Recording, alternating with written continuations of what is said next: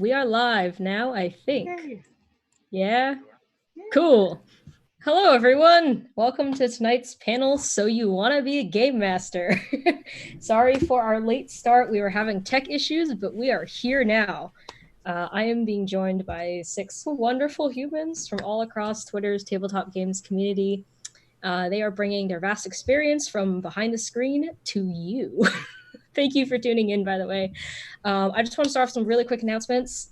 Tonight and for the rest of CouchCon, we are raising money for Doctors Without Borders. Yay! Any cash earned by Chromatic Chimera from subs and bits will be donated to that charity. You also can donate directly to this cause by going to tiltify.com/@chromatic-chimera, except one of the C's is gone, so it's only one C, and then /CouchCon. And I'm pretty sure there's a bot that will put that information in the Twitch chat on occasion throughout the stream, so that link will be there as well. Any donations are greatly appreciated. Even if it's just $1, anything helps. We have a fundraising goal of $2,500, and we are super close to hitting that first 1,000. I think we're currently at $770. So that's amazing. On behalf of all of us, thank you in advance for anything you can do. Anyways, I'd like to get this ball rolling and introduce all of these lovely people. I hope I gestured the right way. But anyways, all these lovely people here. And so I'm going to have them go around and just say their name, their Twitter handle, their pronouns, how long they've been a game master, their favorite system to run, what got them into GMing, and why do they love GMing. So if we could start with John, and then we're going to go across. So it's John, Russ, Juno, Jennifer, Michaela, William. Okay. Sounds awesome. Let me go look at this list of things because I have promptly forgotten what I'm supposed to say. Hello, my name is John. I'm on Twitter at Ryamasa, RY0MASA. My pronouns are he, him. And how long I've been a GM? At least, I want to say about 15 years on and off. Primarily more recently in the last 5 or 6. I've sort of gotten back into it really heavily, but I've been playing and GMing since I was 12, something like that. So my favorite systems to run, I think they're going to be along the lines of something like Powered by the Apocalypse games in general. Really love those. I love also Fiasco, if you ever got a chance to play that. It's one of my favorite games. It isn't really a running game so much, but it is a facilitation game, but I love that a lot. And I'm going to steal 10 Candles from Jen because I'm evil and I got to go first. Haha! I'm also going to make this really quick because apparently I have something in my eye and it's making it really freaking hard to do this panel at this current moment. But what got me into GMing was playing. I was actually very lucky. I played with a group that had a GM in school, and my 4th grade math teacher was a giant nerd who played Magic the Gathering, and so we did a lot of that, and so I kind of learned to GM by watching him and then sort of started GMing for friends. And I love GMing. Specifically, I GM a lot of convention games, a lot of organized play in the last 4 or 5 years, and I really love playing for new players. So, because I really love giving them the opportunity to play and sort of letting them discover the game on their own and giving them the space to sort of breathe and join in whatever capacity they have. So I'm going to end there and I'm going to go take care of this problem. All right, Russ. Hi everyone, I'm Russ. You can find me on Twitter at RussWildest, and I use they, them pronouns. I've been a GM for about 5 years now, this fall. My favorite systems to run would be Powered by the Apocalypse games, one-page RPGs like Lasers and Feelings, and D&D 5e. What got me into GMing was that one of the games that I was in kind of fell apart, and one of my friends looked at me and went, "Hey, you GM," and I went, "Sure, why not?" And so I did. And I love GMing just because of the fact of creating a story with your players, less of having them run through your story and more of building a story around them. Mm-hmm. For sure. Juno. Hello, I'm Juno Baker. You can find me on Twitter at Stellar Empress. My pronouns are she, her, or they, them.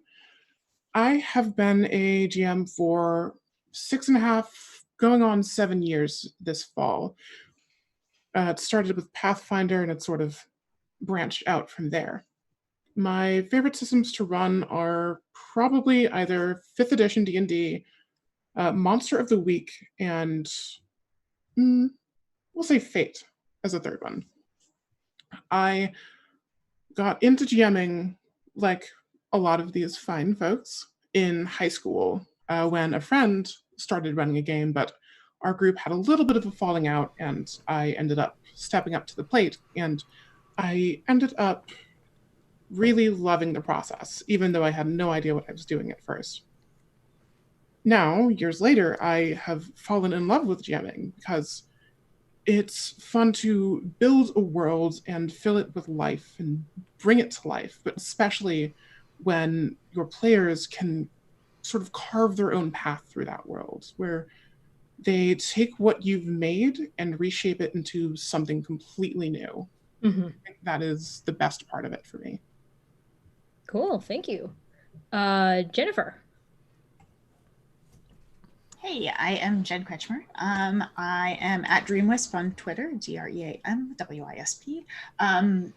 My pronouns are either she, her, or they, them. I have been DMing and GMing for about 17-ish years, I think. I'm going to take back 10 Candles as one of my favorite systems to run, or I will share it. I will share 10 Candles. I love running 10 Candles. Also, I love D&D. I've played since 2nd edition, so I started with DMing 2nd edition, and I've DM'd everything since. So I love all of that. And I love, I'll run or play almost anything. I love gaming in general and anything that's getting people around a table and telling stories. So, Fate is really a great system. I'm really into Fate of Cthulhu right now. I think it's a great system to play and run. I love what they did in building it. So, I love GMing because it's a chance to collaboratively storytell. It's a chance to facilitate adventure and stories that people will talk about for years to come. It's a chance to feel like you are helping people find triumph in their lives and having an opportunity to be victorious, which I think is something that we need. I don't know. I just love having people together. Sorry, I'm babbling now, but I love it. It's wonderful. Yeah. Awesome. Michaela? Hi, I'm Michaela. My handle is Michaela_V_Sims. My pronouns are she, her. I've been GMing for 37 years. My favorite systems, well, now is 5e, but I used to love doing Mage the Ascension, Werewolf, and Vampire from that generation. Also did Alternity, Rifts, and Nobilis back in the 90s as well. As far as what got me into it, we started playing a couple years before, and our original GM, because we were all kids, was really bad. It was to the point of, as I tell everyone, he would give us the maps from the modules with all of the letters and secret codes on it, and we would say, all right, we're going to room J, and we're going to look in the northern wall for the S to find the secret. So I took over. And avoid that big X in the middle of the floor, too. As far as why do I love it, I like creating the setting and promoting the sort of storytelling that everyone's been saying, but I also like to subvert a lot of their expectations. My current players just got kicked out of the ferry, shoved into space, and a bunch of other things all in one session. So that kind of can foster some new ways of promoting wonder And that's probably what I like doing with it. When they're surprised, then they can dream in ways that they haven't before. And that's kind of where my Mage and Nobilis and some of those other systems plays into it. Awesome. Last but not least, William Thrasher. I knew if I lived long enough, I would meet another Alternity fan. So thank you very much for being on the show. I am William T. Thrasher. You can find me on Twitter at Internet Mayor. I have been a GM since 1997 when I found this book in Alexandria, Virginia, in an out-of-the-way gaming shop. My favorite systems are ones that are easy to spitball or that have a mechanic that feels like it's part of the genre that the game exists in. I got into GMing really because I learned that the game was much more likely to happen if I just sat down and said, okay, I'm the GM, I'm running this thing. And then as far as why do I love GMing? I love collaborative storytelling. I love facilitating other people's fun and entertainment. And I also love anything that lets you switch between 3 different character voices really, really rapidly, and nobody looks at you like you're out of place. It's just a normal part of the hobby. Alrighty. I just lost. Okay. Who are you? Me. Yeah, you. Hello, I am going to be your moderator tonight. My name is Nala or Jay. I go by either name is fine. You can find me on Twitter at Nala Wu. Nala like the Lion King, Wu, W-U. My pronouns are they, them. I am the youngest person here by far. I have been GMing for 2 years, a little over 2 years now, actually. And I run Dungeons & Dragons 5th edition in various play-by-post style games over Discord. I started GMing once I got to college because I was playing in my friends' games and I was like, I want to do that, but I'm going to make mine gay. And I love GMing because I get to take stereotypical fantasy and make it gay. More seriously, though, as a storyteller, I love giving marginalized groups the chance to see themselves as the heroes for once. I think that experience is very powerful and very validating for people, and I love being a part of that. Also, for all the other reasons y'all have been saying, the collaborative storytelling and just character-driven narratives I really love, and so all that kind of stuff. So I want to jump right into our questions, since we did end up getting a lot. For those of you who are not aware, we got, or I had a Google form taking audience questions in advance.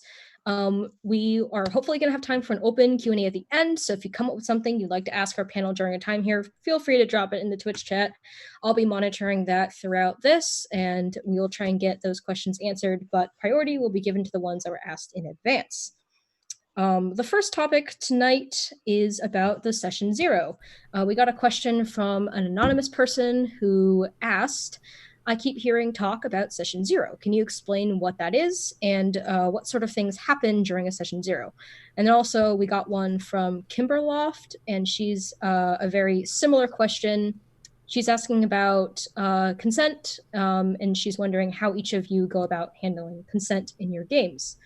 But just to go, does someone just want to take the session 0 question and explain what that is? Sure, I'll go. Oh no, go ahead. You got it. Oh, okay. Session 0 is a session before you start your campaign or your adventures or anything else in your game, where everyone gets together and you talk about what kind of game you want to play, and you make agreements as a group as to where your boundaries lie, what kind of rules you're going to follow in your game. You make agreements on how you want to handle character death, any safety tools you're using, which are really important, and I'm sure we're going to get into in a minute when we're talking about consent. Things like what type of array of dice you're using to roll up characters, or my session 0 is I have a 6-page document I go through. I adjust it by the group, but I have various points that we discuss. I also have my players fill out a form talking about what kind of game they enjoy, whether they like a lot of combat, whether they prefer a lot of exploration, how graphic do they want, do they want a really gory game, do they want a scary game, do they want a really light and silly game, and I get that information back, and that way I can make sure the group is having the kind of game that they want within the commonly agreed upon rules that we've made. Does anyone else have anything to add? Yeah, William? So part of my game prep, whether it's for a short campaign, a long campaign, and this goes by a lot of different names. Some people call it the group template. I always call it the team dynamic. But it's very important to me that everyone at the table be able to establish how it is their characters function together as a group. It could be, building a very tight team. It could be figuring out established relationships. But everybody should be able to go into the actual play having a general idea of who their character is and how they relate to everyone else. And this can be as technical and strategic as every team needs a face, every team needs muscle, every team needs a streetwise hacker, to as kind of flexible as, well, every team needs the brooding loner, every team needs the tough person with a heart of gold.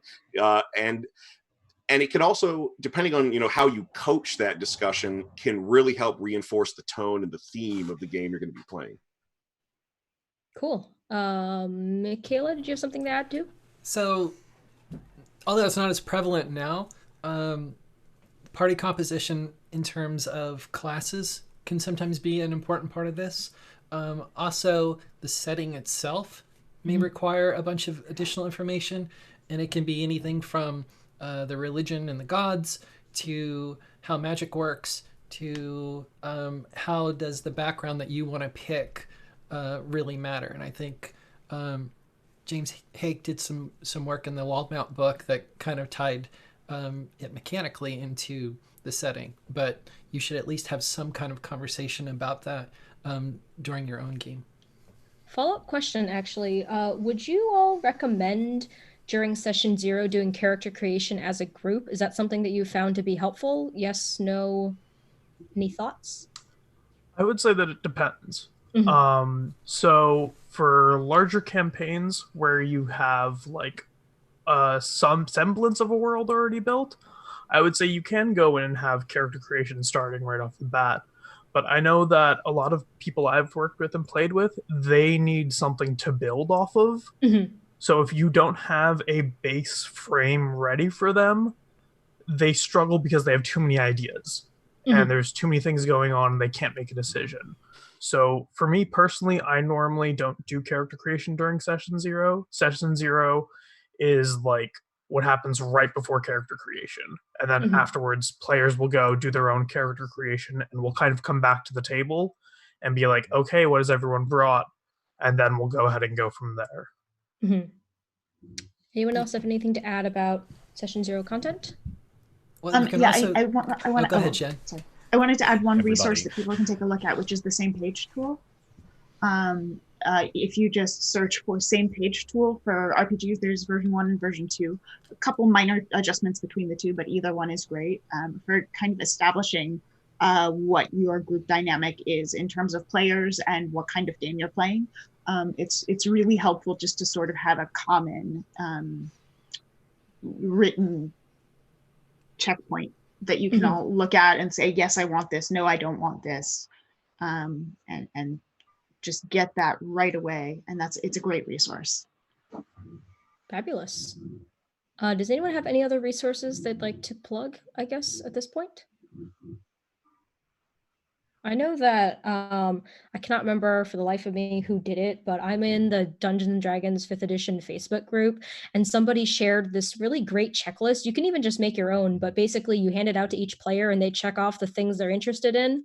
And like that's a great way to non-verbally just get everyone's input, especially good if people are scared to speak up and say, oh, that thing that everyone else wants to do, I'm not really a fan of that.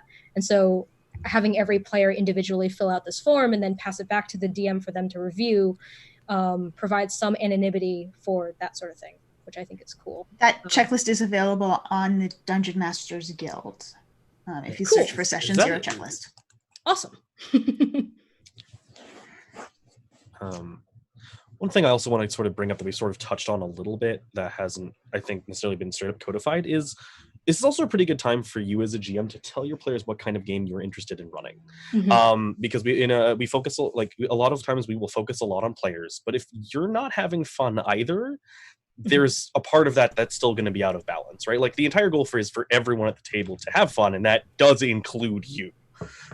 It's, the way I sort of phrase it, the best games that are going to run is where everyone is a fan of what is happening, including you. So keep an eye also on what it is you would like to do, and be vocal about it. Say, hey, this is the thing I'm kind of interested in doing. It also gives people an opportunity to say, well, maybe this isn't the story I want to play, and not try to mash it into something that you didn't really necessarily verbalize in a way that someone could understand what it is you were trying to go for, and what kind of thing you're trying to run. A very good point. Should we move into talking about consent?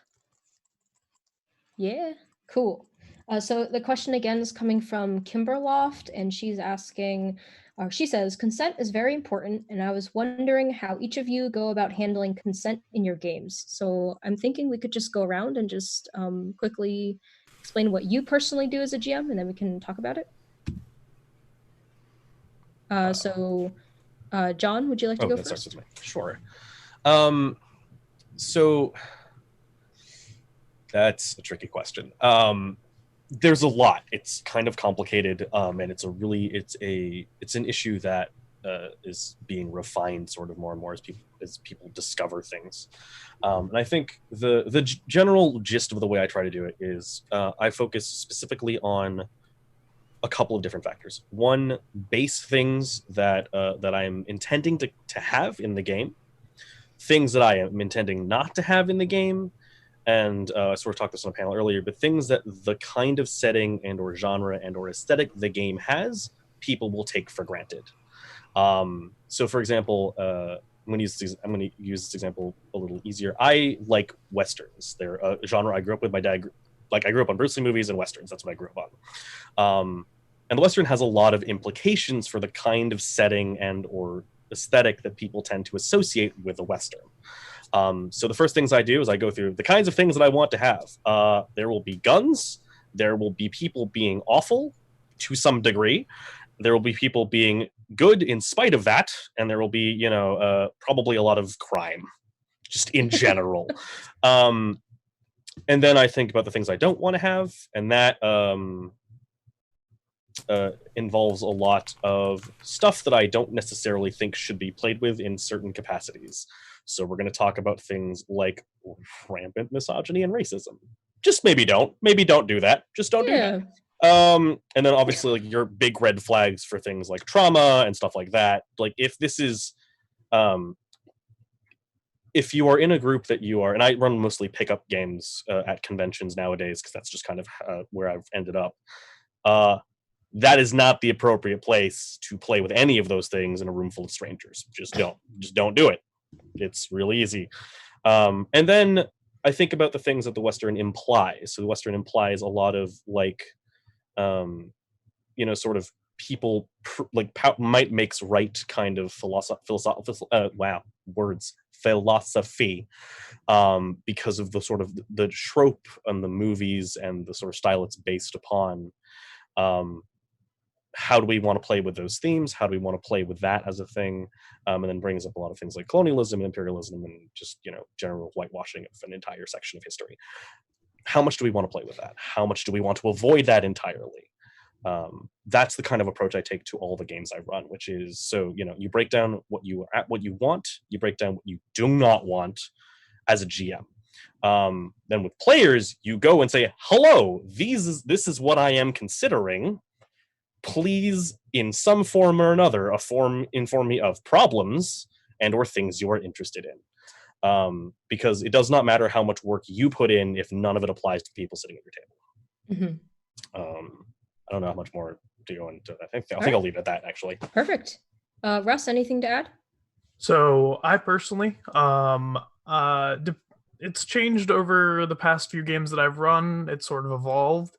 But what I do now is what John was talking about. I make my own lines and veils.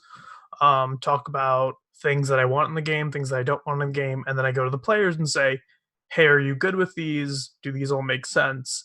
And then ask them to give me their lines and veils. The way I've been doing it recently, just because it's made it a lot easier, is I've used the Monty Cook's Consent in Gaming PDF. It's incredibly useful. It has a lot of things listed out that you might not think of as being possibly triggering. Even going through it the first time I went through it, I looked at it and went, oh yeah, that would be a major trigger for me, and I didn't even think about it. And then giving that to my players and them looking at it, there were similar reactions. In addition to most of my games nowadays, I use the XNO cards. I also use lines and veils, as I previously mentioned. There's a really good safety toolkit online made by Kiana Shaw and Lauren. They worked together, they co-wrote it, and you can find it pretty easily. Just go ahead and search their names and the safety toolkit, and it works really well. It's also just important to like consistently check in with your players. For sure. Especially with, there was a moment in one of the games that I had recently where I looked at one of the players and said, hey, I'm thinking of this thing happening with your character slightly changing and maybe gaining a level in Warlock. Would you be interested in that, or is that not something you're interested in? And he was like, sounds cool. I'm up for it. I'm very excited to see how it happens. And it happened, and he was very happy. But it's so important to check in. Consent is not a one and done kind of conversation. It is an ongoing conversation, especially in the sense of something might come up that no one had on their sheet and someone is hurt by it. And you have to be able to understand that that person is hurt and change the game or adjust the game and make sure that you take care of that person in a sense of not trying to undo the harm that you did, but make sure that they're in a good place. I've run a game where a topic came up, and one of my players later that week came up to me and was like, hey, this subject came up that was really hard for me, and I didn't realize it was going to hurt, but it did. And I said, okay, I understand. And that subject is no longer a part of that game. It will never happen again. So yeah, I just think it has to be an ever-evolving conversation with consent. All right, thank you. Juno? For me, consent in my games sort of goes hand in hand with the character creation. I sit down and have very personal, typically one-on-one, like mini sessions with people to understand what kind of story they want to tell or be a part of, what things they are comfortable with bringing up at the table, because it's a group setting, and that kind of vulnerability can put a weird light on things. And because I'm in such constant communication with my players at the end of every game, I'm always checking with them to see if they are okay with how things unfolded, if there's anything that needs adjusting, and it sort of evolves from there. And in highly improvisational games, like mine often tend to be, things that we might not have even considered covering tend to crop up occasionally. So if at all possible, even in the middle of the game, we'll just do quick eye contact with them to check, to make sure everything's okay. Initially, I didn't have any formal rules in place for figuring this out. I was just sort of winging it with people who I knew pretty well. But with Kiana Shaw having co-written the consent checklist, I've since started using this, and it's been an amazing tool. Cool. Thank you. Jen? Yeah, I think I very much agree with Juno about the checking in being really important, and also, everyone who said checking in is really important. During our session 0, we talk about as a group, we have a public discussion about things that people absolutely don't want in the game, hard lines. I also have my hard lines that are consistent from game to game, that if you drop them in my game, you're out. I'm a professional DM, and I don't care if you've hired me for this thing. If that's going to be on the table, it's over. so those are in discussion right off the bat. I also open up to private emails or any way that people would want to reach out to me to let me know privately if there's something that they don't want showing up, especially with something like phobias. That's something that often they won't want to say publicly. So there's an opportunity to privately get that information across. Obviously, we use safety tools during games. And part of what I reinforce in my session 0 is how important those safety tools are. You can joke about almost anything at the table. I'm fine with that. I want it to be fun. The point of all of this is to have the game stay fun. But in terms of safety tools, those I take incredibly seriously. And the table is expected to take those very seriously as well. But, you know, with everything happening in the world right now, I've ramped up even my checking in. I have a game that's been going on for well over a year and a half. Now, before each session, we check in. I say, hey, these are things, you know, we're doing Avernus, so these are things that might come up, things that I never thought were potentially going to be issues coming up. Does anyone have anything tonight that they don't want to talk about, they don't want to see in game? Like, it has to be an ongoing conversation. And then just making sure everyone takes it really seriously and checking in even mid-game. If you're starting to get into a scene that you realize could be triggering or upsetting in some way for someone, pausing the game, going out of character and saying, hey, are you okay? Is everyone okay with this? And taking 5 if you need to, and then going back in. There's a ton of great tools to be able to do that. Or if your table wants to use LARP tools where you don't have to step out, that's cool too. But just making sure everybody's okay, because the point of all of this is to be having a good time. And if someone is uncomfortable, that's no longer a good time. Mm-hmm. Exactly. Michaela? I don't use any formal safety tools. Most of the things that I do are uncodified. So in effect, I run a Lines and Veils. I'm aware of the safety tools. I'm not against them. I've been in games with them. So for Lines and Veils, I actually just have a very, very high bar. So I don't ever expect things that would be very apparently just a line even around. That's the first thing. I do check in constantly. I do those kinds of behaviors, especially with more of us playing online right now. If you're using something like Zoom, record the session if you can, even if you're not streaming. That's going to allow you a chance to go back and double check behavior. It may be after the fact, but if one of your players was quiet for an extended period of time, you're going to want to know why. And also use that as an opportunity to look at everyone, because when you're in a big group or on a Brady Bunch on a screen or that kind of thing, it can be more difficult than if you were all sitting around a table, where your very presence is going to change if something gets broached. So that's in addition to having chats open, working with people behind the scenes, and just try to keep those lines of communications going at all times. And if you do that, the tools can help. They're there, but an X in and of itself isn't the answer for everything. Sometimes you just need to be paying attention. Good advice. William? The key issue is that everybody at the table needs to be able to respect each other, and everybody at the table needs to be able to trust each other. And with some groups, that's real quick and easy to establish and maintain. And with other groups, it can be work. But even when it's work, it's work worth doing, whether you're using formalized safety tools or just kind of casual check-ins and just sort of setting yourself up as a leader who can just kind of inspire and lead by example to make sure people can build that respect and trust. That being said, I do run a lot of horror games, and as you could expect, any amount of disturbing imagery could get involved, or dark themes touching on phobias.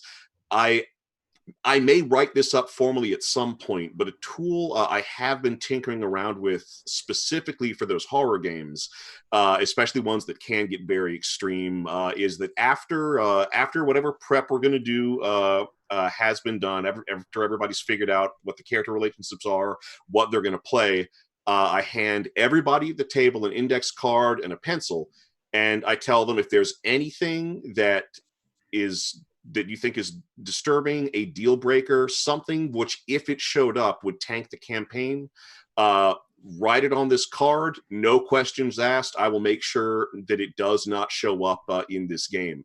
And it's all done anonymously. I will leave the room to let them fill those out. I'll come back, 10, 15 minutes later, depending on how fast I know everybody writes.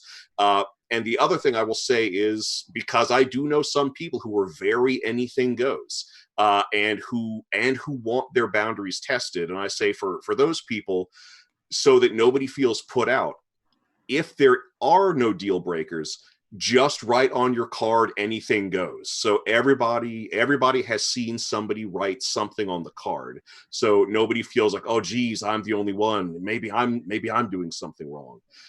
And again, this is something I'm still experimenting with and refining, but in time this may become an actual formalized tool if people find it useful. Yeah, of course. That's a really cool thing. I do something similar in my games. I'd like to move on to the next bigger portion, I guess, of the questions that all have to do with advice for new GMs, which is the whole reason why we're here. The first one I think is really, really important because I think a lot of people have mixed opinions about this. So I'd like to hear from you all. In your opinion, what is the role of the game master? Some people think the game master is completely in charge of the storytelling. Other people think are more on the side of it's a collaborative storytelling feat. Like, who is it, the GM's world, or is it a world that you create together? And I know there's going to be differing opinions on this. So does someone want to start this off? Then we can just go around in a circle. Yeah. If you want to go straight down, unless someone really wants to jump in, we could just do that again. Up to you. I'll jump in. Go do it. So once again, as with everything, it depends. If it's a one shot, then you really are the story. It's really your world because it is a one shot. There is a story that needs to be told and they need to get there, however it happens. If it is a full-fledged campaign or a longer sort of thing, several sessions, then I personally would say that it is a collaborative storytelling. Normally when I run one-shots, what I do is I give a summary of like what's happening, where they are, what's going to happen, and like what the end goal is, and I send it to the players so they know right away what's happening, how they need to build the characters, etc. If it's a campaign, I build the world around the players. I let them make their characters. I give them a foundation, let them make their characters, and then I build pieces of the world around for them to go investigate. And whatever they latch onto as players is what I then follow. My GMing style is a lot of improv. I used to be the person who wrote 15 pages of notes, spent so many hours, like had all the monster stat blocks I could possibly need. Now I'm the type of GM who writes 3 lines of words, 3 bullet points, then I'm good for a 2-hour session. We will actually get to talking about prep in a later portion, but that's really great that you brought that up. Anyone else want to talk about the role of the game master, in your opinion? Sure. John? Yeah. I want to touch on something that Russ said too, which is, there's the delineating sort of the story needs to get told, run, versus the, you have time to build up. I think sort of if you take a step back from that, the role of a GM is to understand your players. For example, like there are, I think this Matt Colville that did a video on like sort of the types of players you'll tend to run into, and you as a GM is to know your players and know what your own style of playing is. For example, I'm an extremely heavy improv GM. I gather from what Russ said that they are as well, and for the most part, I tend to belong to a sort of like, if they can't see the railroad and they don't know it exists, does it matter? And the answer is sort of. You want to create. I try to create hooks where players will feel like this is personalized for them, as opposed to a story beat that could happen to anybody. But I'm also telling the same a story that I'm also interested in telling. And they know that, I know that. We've hopefully done all of the work going into this to kind of have an idea of the things we're trying to do.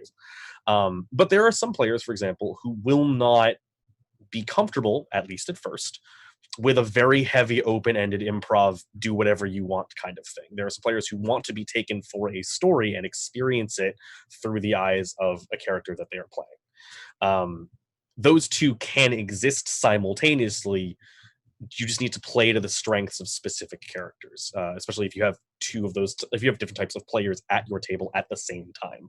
Mm-hmm. There are some people who are perfectly content to just take a seat back and let like the one person who clearly really wants to engage with this thing go for like 3 hours, while they just like sit back and go like, I'm enjoying the story I am being told. So first and foremost, one, understand the group you are playing for and understand the way you play, and try to minimize as best you can the discrepancy between the two. Awesome. William, did you have something to add? Yes, just that my view that's evolved considerably since 1997 is that the game master's primary job is to facilitate enjoyment of the game. By any means necessary, with any combination of players, your job is to make sure that people leave that table happier and more satisfied and more invested in the hobby than they were when they began. Mm-hmm. Juno, did you have anything to add? A couple things. So as a GM, I sort of blend the different sides of it. I am a person who likes building a world in which a narrative can happen and sort of letting the players shape what direction that narrative takes. But for the most part, sort of bouncing off what Russ said,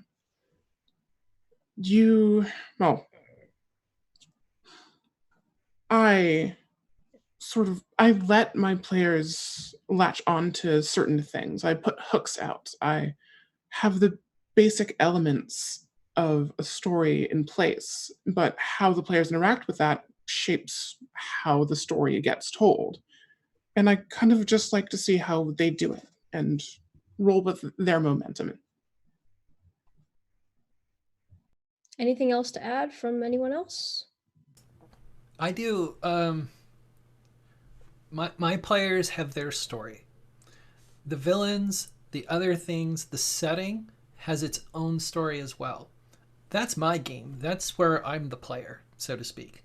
So where those things interact, sometimes they're hooks, the players don't bite. It doesn't bother me because maybe that's the chance for the villain to move forward with whatever they were going to do.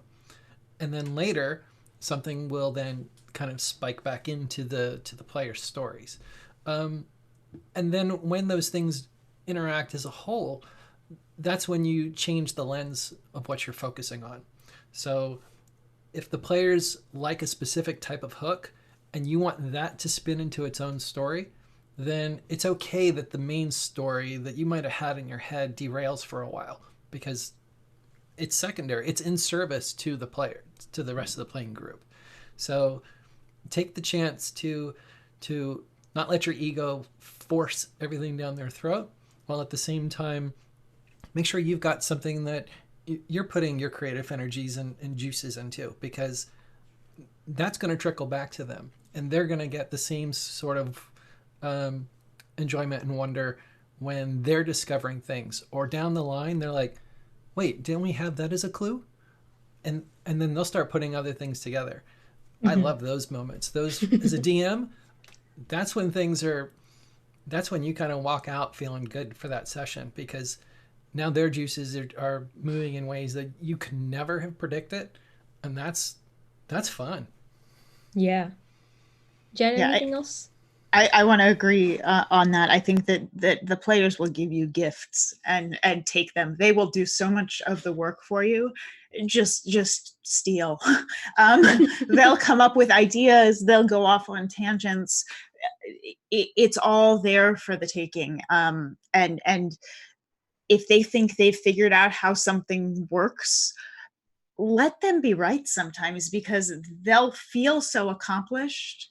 And they've also done your work for you. I think something that DMs tend to put on themselves, and I think I'm probably going to segue a little toward the prep side of things, but I think we tend to try and anticipate everything that the players are going to do. But by not anticipating and sort of letting the players steer the ship a bit,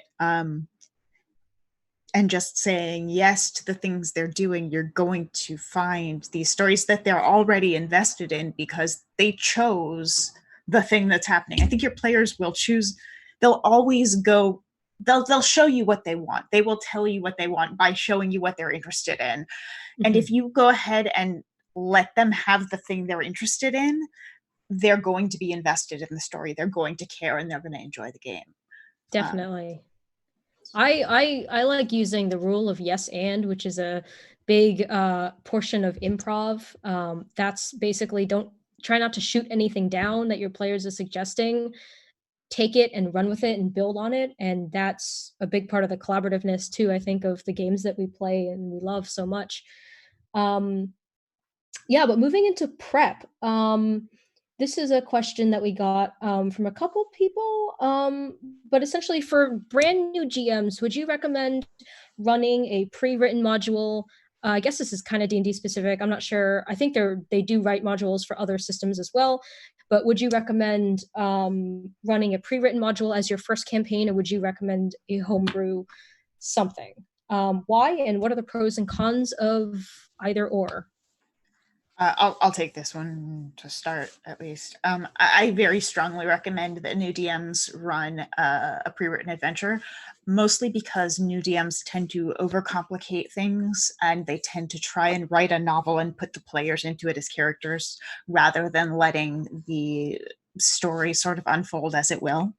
And by doing something like the Essentials Kit, which is great, the Dragon's Vice Fire Peak adventure, that really will help you learn what it looks like on the page and in practice to run an adventure that is going to be functional and satisfying. And it also will let you learn what you like about that and what you don't like. So when you start writing your own adventures, you know what you can throw away and what you want to keep. They also tend to be designed to help the players learn how to play, which is a valuable tool as well. For sure.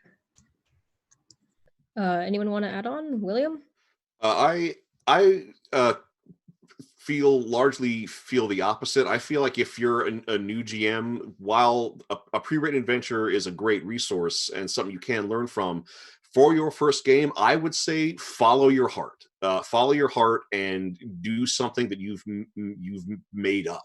And for a number of reasons. One, I find that the new GM will be far more invested in their own creation than a pre-written scenario, regardless of how good that scenario is. Two, as a first-time GM, you're going to learn so much about how you function best as a GM for not having that module to rely on. You are essentially, by the seat of your pants, are going to figure out how you like to organize your information, how you like to front load your stories, how you like to motivate your players. And that is going to really put you on a fast track to your next game being that much better. For sure. Any other opinions? If you do choose a module to start, read through it a couple times. Oh, I think one of the biggest problems that I've seen with new DMs who do use modules is that they're overwhelming, because you tend to need to learn everything in advance so that when things go off the rails, and they will, you're prepared. And that's probably why I prefer running homebrews in general, because it's either all in my head or when I decide to make it up, then I'm fine. I'm not contradicting something that they're then going to find later. I'm already breaking things to make it better as I go. So that's why I like homebrews as a whole. Mm-hmm. Yeah, I'm big on the same mindset there. Just because I've tried personally running modules, always by like 30 seconds in, something's gone completely wrong with my players. We are off the pages of the book. We are somewhere else in the universe. Someone's done something that wasn't described in the book.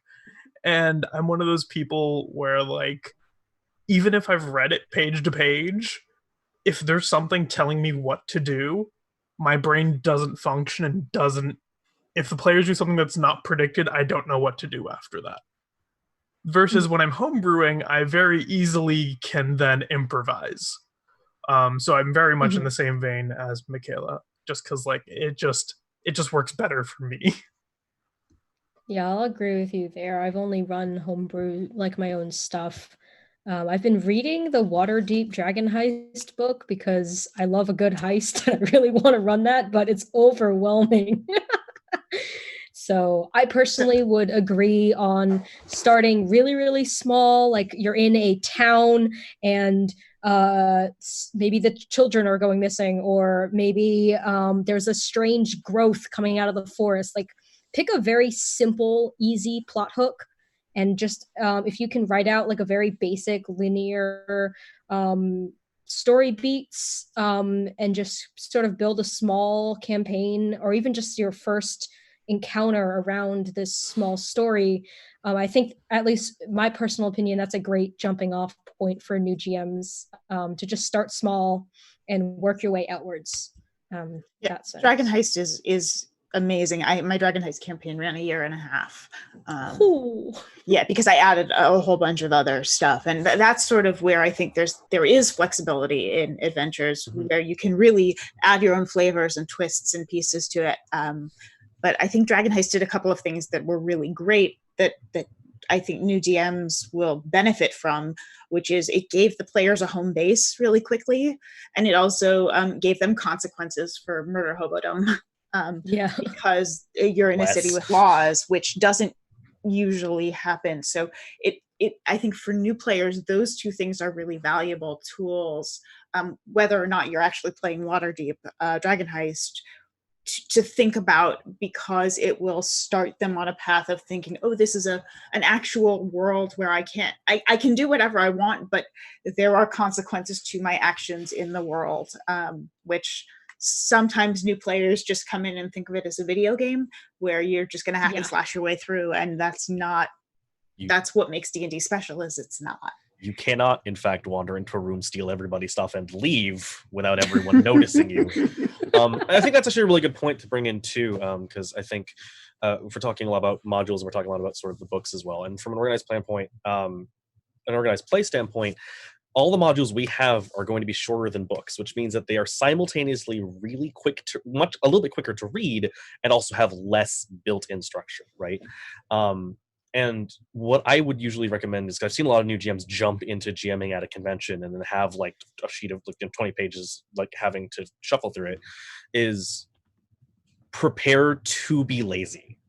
Like take a module, it's 20 pages. I guarantee you won't need 75% of it.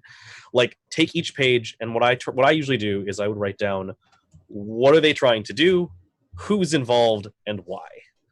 And then from those things alone, from like people and motivations and the MacGuffin, you can build pretty much anything by putting any of those moving pieces anywhere the players will run to. And because like Russ mentioned, your players will go off the rails dramatically if you give them any time, literally any time, from like 4 years to 3 seconds.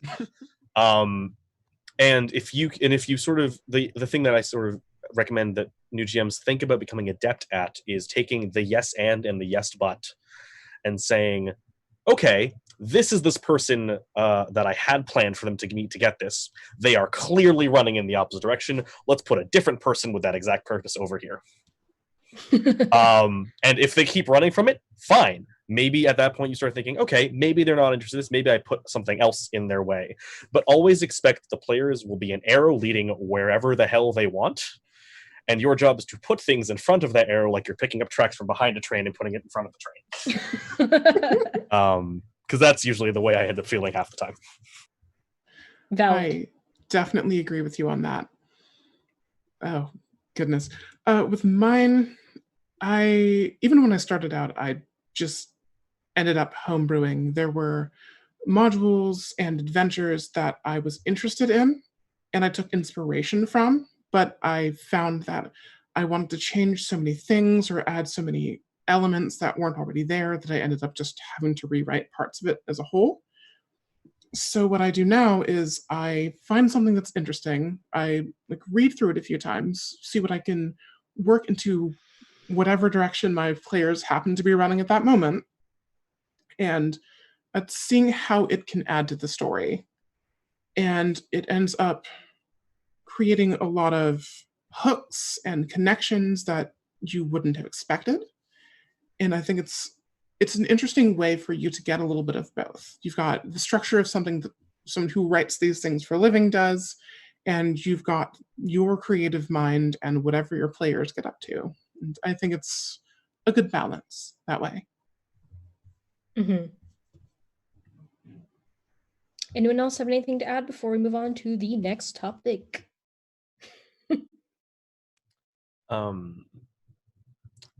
Pick Final a module thoughts? you like. Like, don't just take a module someone hands you and be like, this will be great. Like, look into it.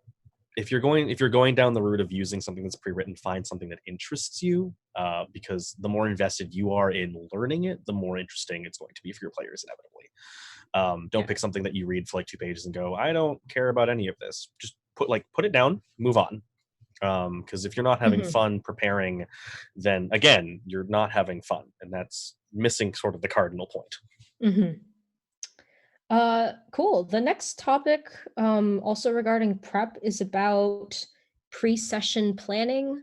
I'm sure I speak for most of us if I say that once that we started out doing a lot more prep, and as time went on, we realized that if you prep like notes and notes, pages of notes, and you don't end up using like much of it, and then that's just wasted time. That's definitely something that I've learned. I actually brought with me here my GM binder that I've kept since I started, and in here I have all of the notes I've ever written. Most of these are handwritten notes. I mean, like, look at this crap.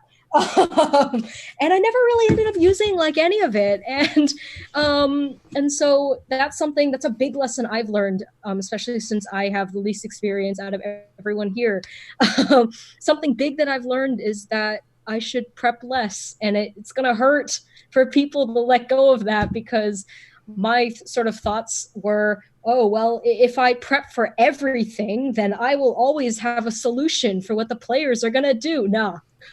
That's a lie. That's a big fat lie right there. They're going to come up with something like out of the left field that you've never even thought of. Then you'll be forced to improv. That is to say, my improv skills have improved a lot. And also just helps to have a list of names written down that you can just pull from random place names. So if the players are like, I want to go find a bar, and you're like, in your head, you're like, well, I didn't really prep a bar here, and then if you can have a list and be like, well, there's a bar called blankety blank, and then you can just plop it right there, and then that's the bar they go to. Stuff like that to sort of prep less is my biggest piece of advice. Does anyone want to add on to that? Sure. Oh, you want to fight over this again? I'll take it. I was gonna say we've established a pattern. Go. Yes. In terms of names, fantasynamegenerator.com is your friend. So useful. It's so good. Useful. It's so good. You can just pull that up, generate a name real quick, and you go, I don't really like that name. Just click it again. It'll generate some new names, and you just go from there. I hope that's the right link. I just put it in the chat. So good. It is so good. It also has stuff for other types of settings. It has a whole thing for like if you want an evil cult, if you want bad guys, if you want names for taverns, places. Like, it is so diverse and the settings are so widespread. You can find a name for anything on there, even like your big bad. Like, it's so good. So just like Donjon too. We'll Yes. have generators for all. Donjon is yes, so yeah, good. that's so good. So I'm making a list. I'm taking notes on everything we're talking about. I will tweet it out with Perfect. links to everything we're talking about. So Thank you, Jen. specifically with Donjon, the one thing that I really love with Donjon is making a calendar, not for the Yes. players, but for yourself. It's so so you cool. can track when events happen with your players. So I specifically Calendar page. have a calendar so I can track how long it's been since they met up, how long it's been since they pissed off this bad guy, how long until this big thing's gonna happen if they don't stop it. Like it's so easy to track that kind of stuff and then just keep track of days. Because sometimes you can get bogged down, especially in games with a lot of travel and a lot of moving between places where weeks are shortened to 5 seconds of you being like, and then you're there. Like, it's good to keep track of that kind of stuff. So Donjon, I use that specifically for calendar. There's also fantasy-calendar.com that I use. I track everything about what my players are doing in time, because that 5 days of travel, somebody else was doing something. You wait too long, somebody just did something.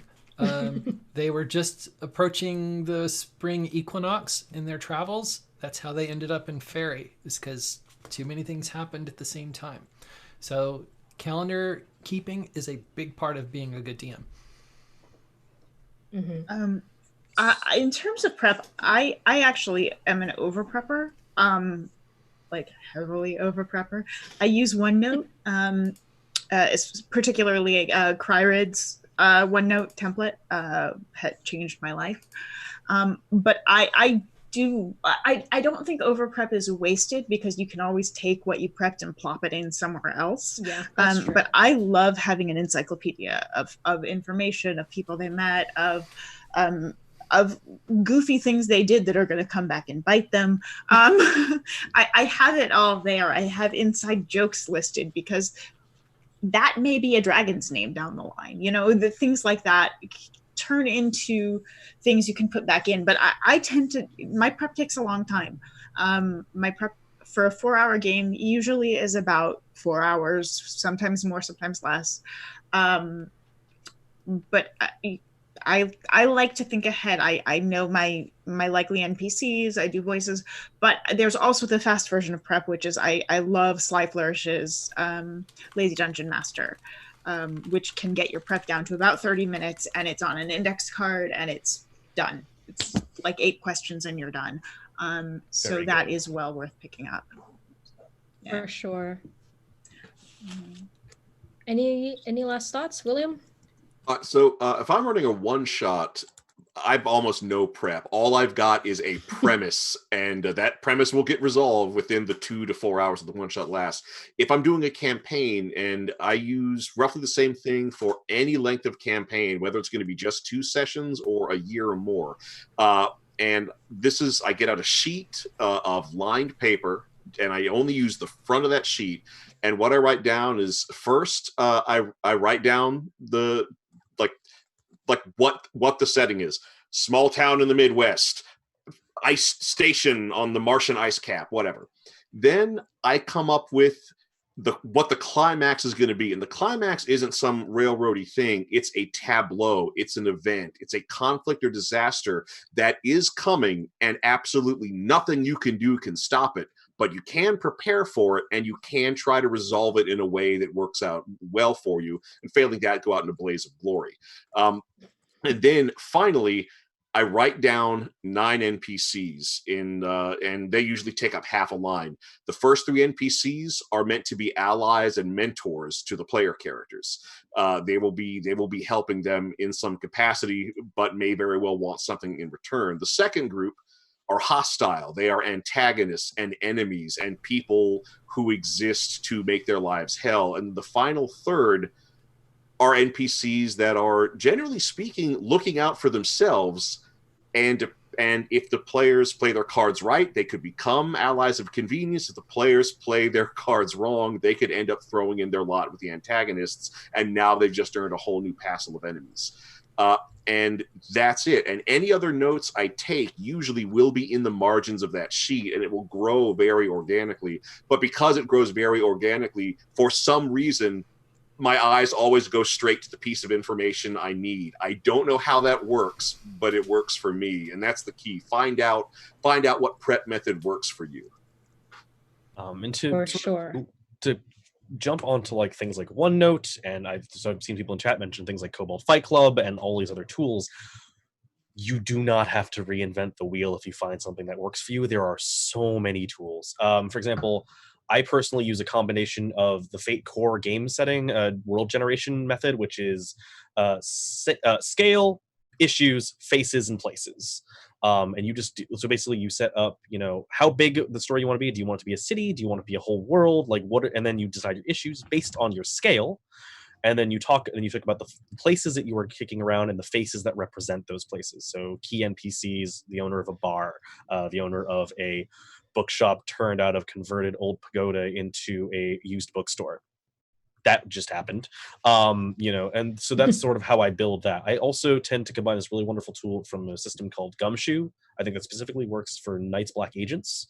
Which is like a conspiracy pyramid, which has little ways for you to track who's moving around what, where, and who's linked with what. And as like pieces of it fall, which ones will move up, and as pieces of it move down, which ones will take their place. Use whatever tools work for you, because you're the only one who is likely going to see them. Because over prepping, a lot of people will say that over prepping is bad because the players will not see half of the content. I feel like if you've over prepped and you have a whole bunch of content and your players don't get to see all of it, you probably haven't put it in their way enough. You can move it around. You don't have to marry it to one place and to one storyline. You can place different things. It's all a giant, a slidey jigsaw puzzle that you can basically build on your own at any given moment. That's the difference between session prep and campaign prep. And I don't think you can really over plan the campaign. Truth. I use OneNote, World Anvil, whatever. You can get as many of those elements that are out there in place and plan and figure out what they're doing. And the more that you know about, what's so-and-so going to be doing, then you don't have to plan for that during the session. If you know how a specific god's going to react, an NPC is going to react, what's happening in this kingdom, then those things are in the back of your head. They're informing what you're doing in your improv states. So it just becomes part of the fuel that you've got for what you're doing. Prep For to sure. be lazy. Something that I really recommend actually for anyone who's GMing, especially if you come up with a lot of NPCs on the fly, I keep a spreadsheet. This is just a printed out version. It's really outdated, but it will suffice for the demonstration.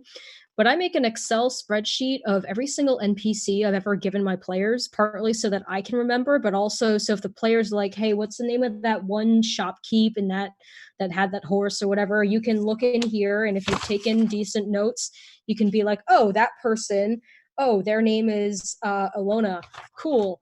And then you just have all that information here. I would highly recommend that. I do columns for like what arc the character showed up in, the character's name, like a brief physical description. I also use that spot to put like what voice I use for them so that I can maybe keep some semblance of sameness across my character voices. What their role in the plot was. I had to add a status of being dead or alive because one of my player groups kept killing people. What location they were in, and any other additional notes. And that has really helped me organize everything. And I have over 150 NPCs just kind of chilling in my Google Drive right now. But that's really, really helpful. I also recommend doing this for shops that you throw, especially if you know the player's going to be hanging around that city or might come back to the city, especially if you're just spitballing. Jot that stuff down during the session and then later transfer it to this document. It has helped me a lot. Definitely. Any last... Briefly, Yeah. I just want to quickly remind people we are doing this to benefit Doctors Without Borders. So if you're watching, if you're enjoying the information we're giving out, you could spare a couple of bucks. Please donate to Doctors Without Borders. And they're doing amazing work right now, and we need them to keep doing that amazing work. Yes, so. please. Thank you. The bot has been dropping the twiddle freaking what's it called? The Tiltify. It's been dropping the Tiltify link. Yeah, like I said that word once. I don't know. But yes, that link is in there. It's tiltify.com/@ChromaticChimera/CouchCon. That is the direct donate link, but then also all the subs and bits, like I said earlier, will also be donated during this time. So again, thank you so much. Somebody has donated, so now we're up to $7.95. Awesome. Thank you so much. Yes. I want to drop a quick note to address a question that I sort of saw in the yes, of chat, course. which was, how do you have fun prepping? Do it until it's not fun. For the most part, right? Like unless you are professionally obligated to do a certain thing and get it done, for the most part, you're running it to have fun. And if it stops being fun, take a break. Like, don't keep going, because you're just going to get more and more annoyed at the fact that you're not having fun anymore. Taking a step back also gives you the chance to sort of see what you've done and come back to it again and really sort of refocus on what you want to do from the stuff that you just wrote down. You know, like, for sure, be a fan of the players, be a fan of the game that you're running, and if you like what you're coming up with for them and you're having fun, do it until you don't, and then stop. Yeah, for sure. And on that too, trust your players. So this is where I'm going to come to 10 Candles. 10 Candles changed my life. I thought I knew how to run games, and then I played 10 Candles and realized I knew nothing. 10 Candles is a game that is a zero prep game where you have 10 candles on the table. It's time limited by the candles. It's ritualized extinguishing survival horror. Maybe not the best game to play in this climate, or possibly the best game to play in this climate, depending on your personal group. Big time need to use safety tools with this one, especially right now, but it's phenomenal. 10 Candles, you are fighting for control of the narrative. You're not fighting to win a combat. You are fighting to have the right to say what's behind the door. So it's, you open the door and you roll off, and either the players will decide or the GM will decide. What that taught me is I can hand off everything, literally everything, to my players, and they will make choices that are interesting. So if I'm not prepped, I can trust that my players will give me something I can latch onto and build a story out of on the fly. It will happen. The nights that you have nothing prepped are often the nights that you end up having the most memorable games, the most exciting, the most surprising. So even if you're a chronic overprepper like me, if it's not fun and you're not ready, dive in. Just see what happens that night. Worst case scenario, you have one game session that wasn't so great. Best case scenario, you have a phenomenal game session that is memorable forever and changes the course of your campaign for the better. So, yeah.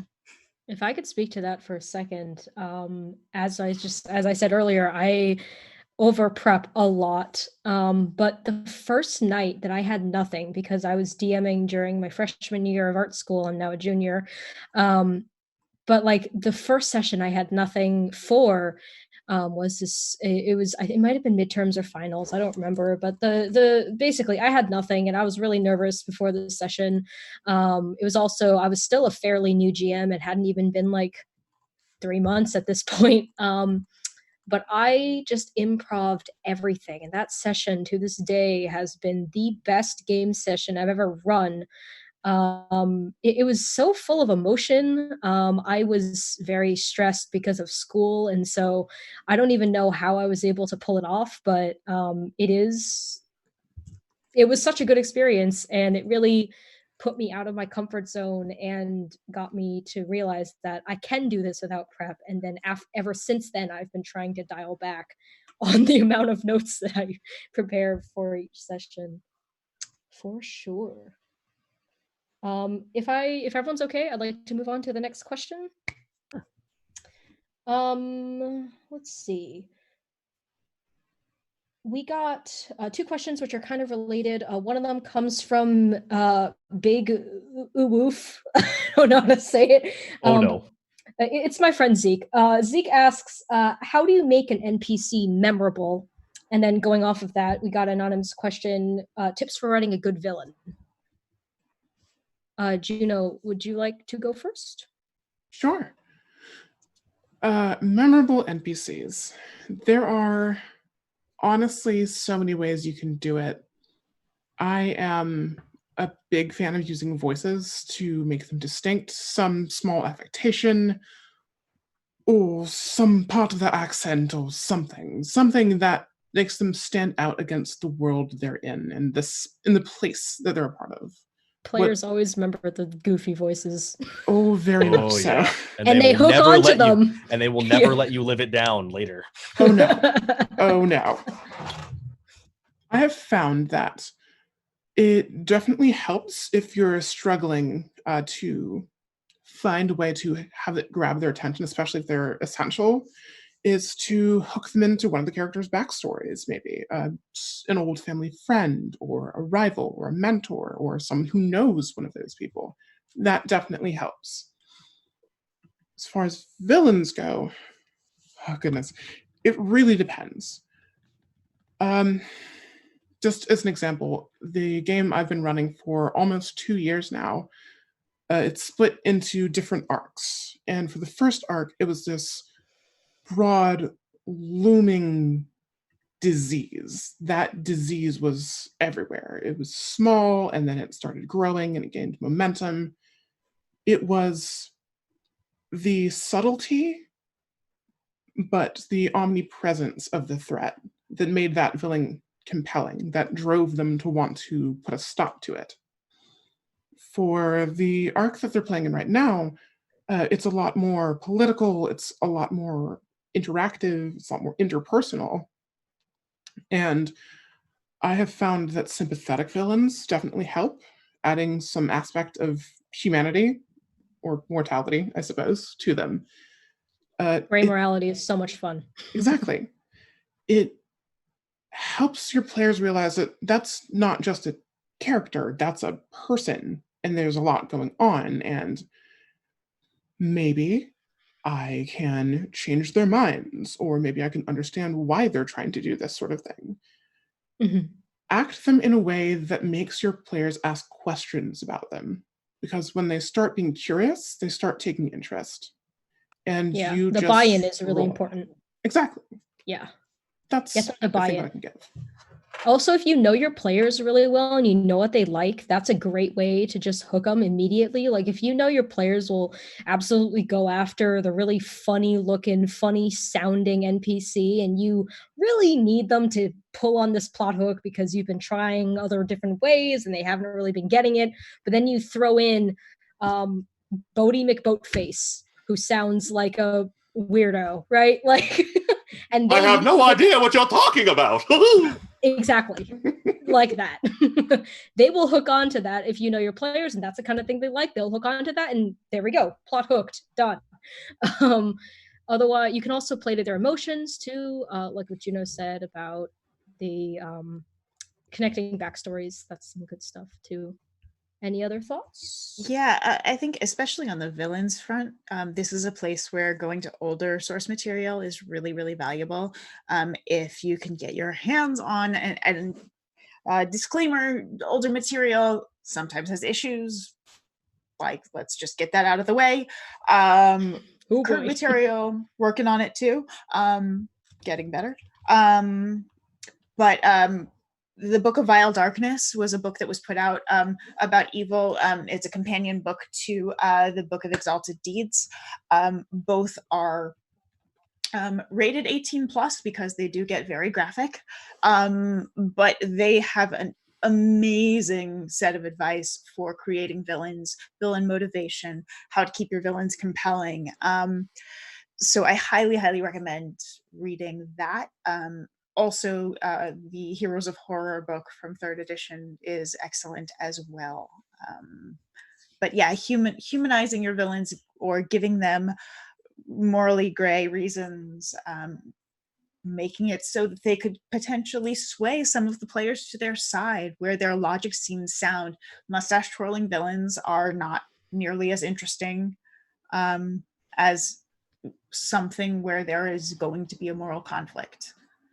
Sometimes it's fun to have your players go fight an evil dragon and it's just an evil dragon and that's what they're wanting. But when you're talking about a long form campaign, often what you're wanting to do is build that nuance in and build in those questions and those moral quandaries, because that's how you develop characters and you develop emotional connections to the story. So those more ambiguous characters end up being really interesting.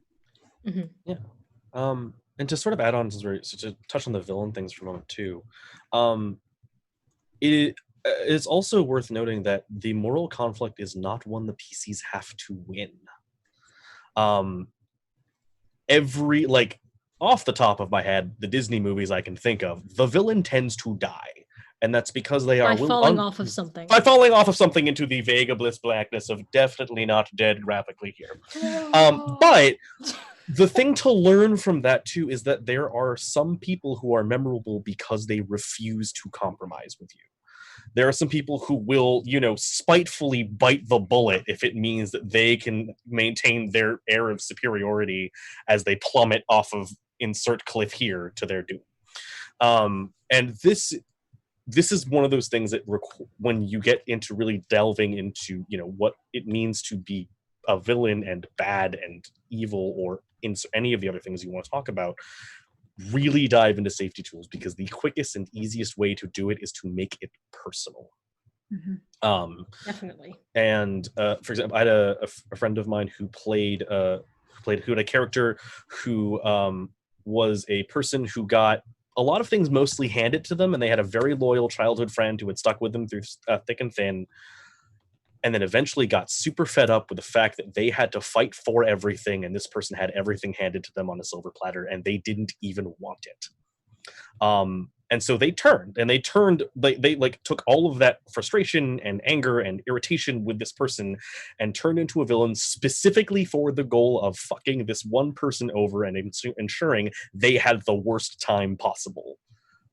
Super memorable NPC. Really had to pay attention to my players and how they were doing with this person who they all kind of come to like, because they were super loyal and very nice and very good right up until the face heel turn. Also, look up the way wrestling does villains.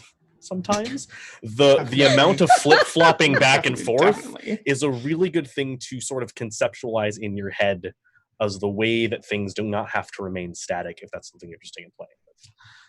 Also, keep in mind there are many, many, many ways to show villainy, and people often fall into certain tropes that we're going to harken back to safety tools. There are certain tropes that people tend to fall into that I'm not going to get into on stream, but any basic amount of searching will find. Those are not the only ways to show evil. Evil is insidious in a lot of ways, and not necessarily the two or three that are usually used to say, "Oh, this person is bad." Yeah. So more nuance than just using those same tired tropes. You definitely can also borrow from popular media too. Like if you have a favorite villain from a book or a movie or something, you can just easily reskin that. Like no one's really gonna look at you weird unless your player somehow happens to recognize the references. But even then, like if you're having fun, who the hell cares that you used, I don't know, I can't think of anyone right now. Hannibal Lecter is a good example. William, did you have something to add? Well, the great thing about if you're lifting a villain from popular culture or filing off the serial numbers and putting it in your campaign, when you know what you're doing, when a player realizes that Varth Dater is actually a well-known character from popular fiction, you do it right, and your player's going to feel so clever for spotting that that's who you base that villain on. Yep. So even that discovery that you've committed a little sort of bit of artistic theft can enhance your players' enjoyment. On NPCs and villains, give your NPCs something they want that has nothing to do with the heroes. And it can be, and it can be a little thing. Maybe they just want a nice quiet place to sit down and have a drink, but that motivation is going to make all the little interactions between them and the heroes more realistic. And also every now and then the heroes are going to go, hey, let's help this guy find a nice quiet place to get a drink. And you can get all sorts of good role play off of that. For villains, it is I find so enriching for a villain. If there's an evil act they won't commit. Even some of history's greatest monsters had at least one thing they would not do. Lots of brutal dictators had pets that they adored and would not dream of harming an animal. People, on the other hand, that's a whole other issue. So when you make a villain, figure out what your villain won't do in the name of whatever motivates them. It helps to humanize them. It doesn't take away their villainy, but it makes them so much richer as a character. Yeah, sure. Yeah, and also don't forget too that doing good can go bad. I mean, you go too far on the lawful good, and you end up as the Inquisition, and that's a terrifying thing to have happen. So, and that's some of what Book of Exalted Deeds and Vile Darkness get into as well. But most villains, at least the interesting ones, think they're doing the right thing. And it's just that the way they're going about it is terrifying. And, it is tricky with good and evil being very clearly defined in D&D. That to find those places that you can have those gray areas. But it's about how you approach the goals, not necessarily what they are. Mm-hmm. Yeah. One of the greatest pieces of advice, going off of what Jen just said, that I've gotten is that every person who does evil things, I don't think any of them know that they're evil. They all think that they're good people and they're doing what they needs to be done for whatever bad goal that they have. But none of these people ever thought like, oh yes, I'm an evil person, I'm bad. Unless, of course, you're that mustache twirling villain who's evil just for the sake of it. I would like to throw up one exception that I know of. There's lots of exceptions. Yeah, there's lots of exceptions. The one I'm thinking of specifically is the operative from Serenity. Mm-hmm. If you've watched that movie, the operative is a person who basically states, I understand that what I am doing is evil, but I'm making a world that I'll have no place in. Mm-hmm. And that's his driving goal, is to end everything else so that he can basically vanish. And that is a really fun way to place it as someone who and this specifically only works because of the pit of the story between the two different beliefs between what ends up being Mal and the operative at the end, is that they are two beliefs that firmly clash with each other in a way that is essentially irreconcilable. The two of them cannot exist in opposition to each other because they will forever be that way, based on what they believe. And that's also a fun dynamic to play with. Someone who knows they are doing horrible things, but the ends are what are important to them, and that's what's important. That's a really good point. To jump real quick back on making memorable NPCs, sometimes just make them completely idiosyncratic to the tone of what you're doing. There was, I play a lot of organized play stuff, and a lot of it is like, go here, beat up evil thing, take treasure, go home. And one of the things we did when we wrote a module for some of the convention created content program was design two NPCs who really were just your biggest fans, but also get off our boat. They were the kinds of characters that the one of them would wind up for their big legendary action attack and be like, man, I really hope you dodge this, otherwise it's going to hurt a lot, and then would do it to you anyway because you're on their boat. Get off their boat.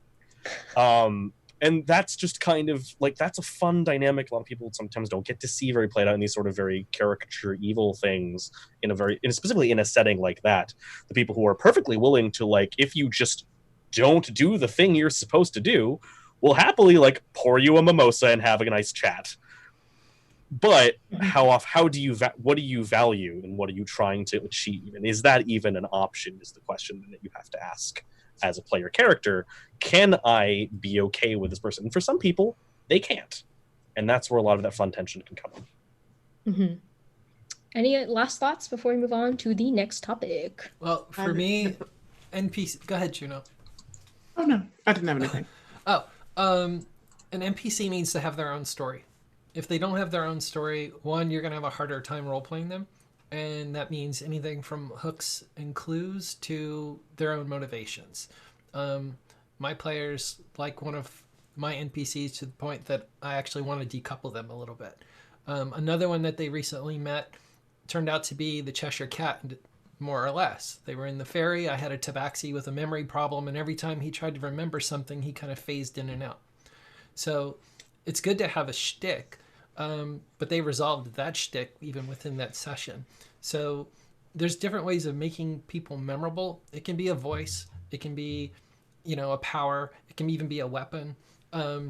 Most people know Arthur from Excalibur more so than what he looks like or any of those kinds of things. So there's all sorts of things that you can kind of line up and stack the deck with so that something is going to stick in their memory. And if that's enough for you to kind of keep pushing a story forward with them, then that's all you need.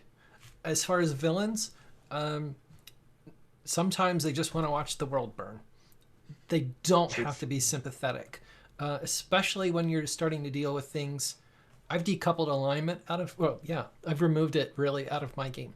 But the fact is you've got things that are evil for sake of evil. You've got things that are monsters because they're from outside of reality. These things don't have morals. They don't need to be sympathetic.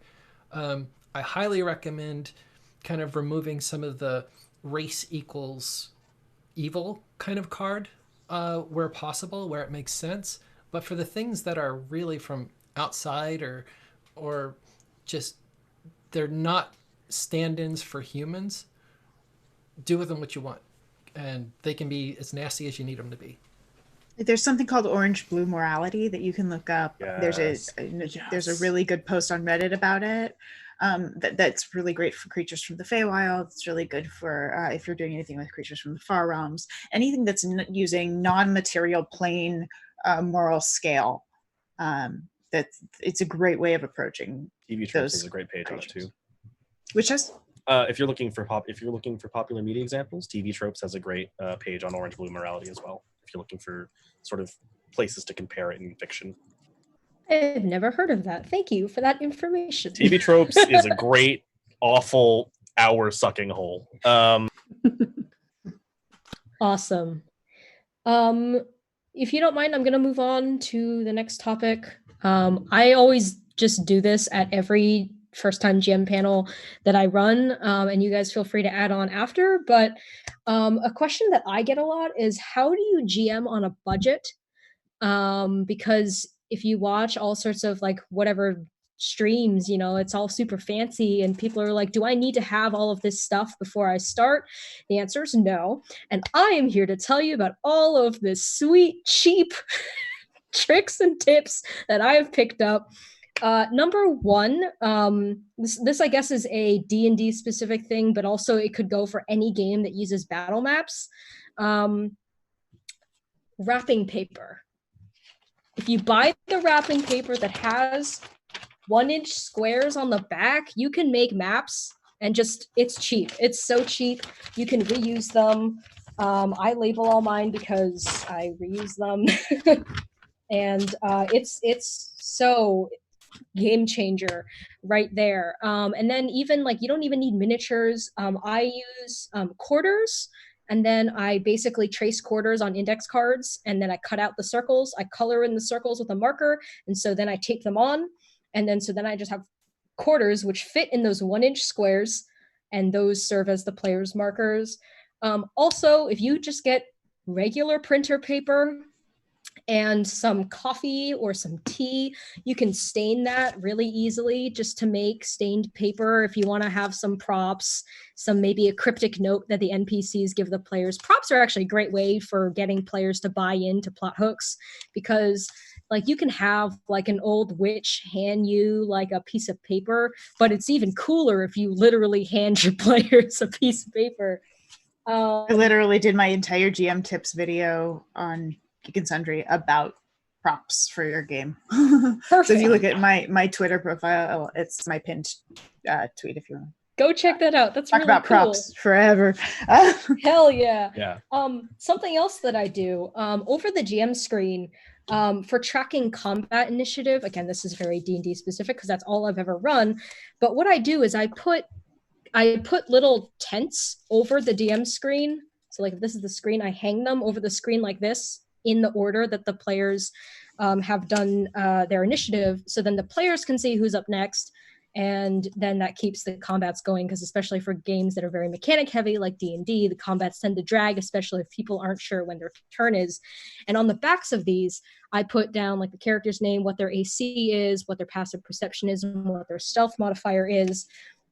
So that I don't need to ask them, does this hit? I just know if it hits, and then I can just continue narrating as I would. And then, of course, if I can jump in real quick about initiative trackers too. Yes, something as simple as like a laminated piece of paper with a number on it. Mm-hmm. I toss these out to people. I toss these out at conventions because it's very quick and very simple, and I don't have to customize them to every player. But all you have to do is when you're saying it, you just say who's up and who's on deck. Number one, you're up. Number two, you're up next. And that way you get people thinking not only about whose turn it is, but who's coming up next. And so that person can be like, oh, I'm number two. I should start paying attention or getting ready to like do things. D&D Beyond's combat tracker also is awesome. That's also really great for building encounters because you can see how it's scaling to your player's level. And also Improved Initiative is a fantastic tool. It does not run in Safari, but it runs in every other browser. Donjon also, you can measure encounters too, to check the challenge ratings against what your players are and whatever, and that's really cool. Donjon will also generate dungeons and like maps and stuff, which is also really neat. New GMs, something to remember with undead is often many of the undead are actually much more difficult than their CR. So something like a Banshee can very, very easily wipe an entire party right off the bat. So I tend to scale my undead up by between half and 1 CR at low levels generally. Just swarms of wraiths are not a good idea. Don't do it. Don't do it. Talking about... Look at your monsters and their abilities before you assume that your whatever the digital sequencing you're using to balance encounters is accurate. Russ? Sorry. So talking about cheap ways to DM, if you don't want to do a whole battle map, you can of course do Theater of the Mind. Yes, I know that some players need physical things in front of them. And in those cases, especially nowadays where we can't go out and be in person with everyone, Roll20, virtual tabletops, Astral, I also believe is one. And Astral did something really cool recently where they've made all their paid features free for everyone during the time of self-isolation, which is really cool. Very cool place. So check those out. Players can upload their character sheets into there. They can upload their own tokens. So if they have any art or they would just want to represent their character however they want, they can do that. There's initiative trackers in those. There's so many other things for battle map specifics. When it comes to other ways of GMing cheap, I just like, for me personally, I have like a set of dice that I just use for GMing, and it comes with me whenever I go somewhere. And you don't need a million trillion sets. You can always use a dice roller. Heresy? Yes, I know it is heresy to say you don't. No, it's need okay. I am also sets. I am like 2 sets and that's it right now too, so I get it. I do have a million sets at home, but I will say having a dice roller can make things a lot faster, especially with like damage or initiative, that kind of stuff. Just trying to find other ways rather than purchasing everything. Alrighty. Any last thoughts for William? Yes. So being a GM doesn't have to cost you a cent, because when it comes down to it, all you really need is your imagination and the force of personality you bring to the game. There are free RPG core rule books you can download that are widely available, either being offered from publishers or have been created by fans. But that being said, if you do need like physical resources to help with your game, repurpose and recycle. Chances are you probably own at least one board game somewhere in your house. It's really easy to strip the dice and the playing pieces out of that and repurpose them. One of the best games I ever did, we had no miniatures, and then somebody remembered, because somebody forgot to bring them. Oh wait, I've got a chess set. And so, we just decided everybody pick a black piece to be your hero. We'll use the white pieces for the different monsters. Obviously, the king and queen are going to be the bosses, and the pawns will be goblins. And it worked really great. If you are fine being more abstract with combat, a great alternative way of tracking initiative and tracking engagement, just get some index cards. Everybody gets an index card with whatever their initiative is on it. And when you act, you turn your initiative card in. So then everybody knows who at the table can set them up for an action, who can't, if you like doing that kind of teamwork. But also, whoever you're fighting, they each get an index card too. So once you declare, I'm attacking the Wolf Rider, GM hands you the Wolf Rider card. That is in front of you until you break away and engage with something else. The Wolf Rider is dead, or the Wolf Rider breaks from you and ends up going to in front of another person. It was a great alternative to miniatures, and it gave the combat its own unique flow. That sounds interesting. I've never tried that before, and that sounds like it really could work too. You can also go to a dollar store and get wooden cubes by the bag, or little glass beads, or your index cards, or your notebooks, or all those kinds of things. So if you're primarily use your dice too, of course, don't touch them though. So there's plenty of opportunities if you just need stand-ins, if you're not doing theater of the mind. Awesome. I just want to step in here and say it is almost 11, which is when the panel was supposed to end. But because we are the last event, we are allowed to run over. And I think I can go probably about another half an hour or so. I have one more question. I had to cut out a lot of these questions because we have so much good content that we're saying, and there's a lot of great things happening. But the last question I want to get to is new GMs helping new players. This question comes from Monroe 98 on Twitter, and they ask, how can I engage players with role-playing, and how can I get them more comfortable with the idea of role-playing, assuming that these are new players as well, and if you are relatively new GM, the idea of role-playing is pretty new. And so do any of you have tips for that? And after this question, I would like to open up the floor for general Q&A.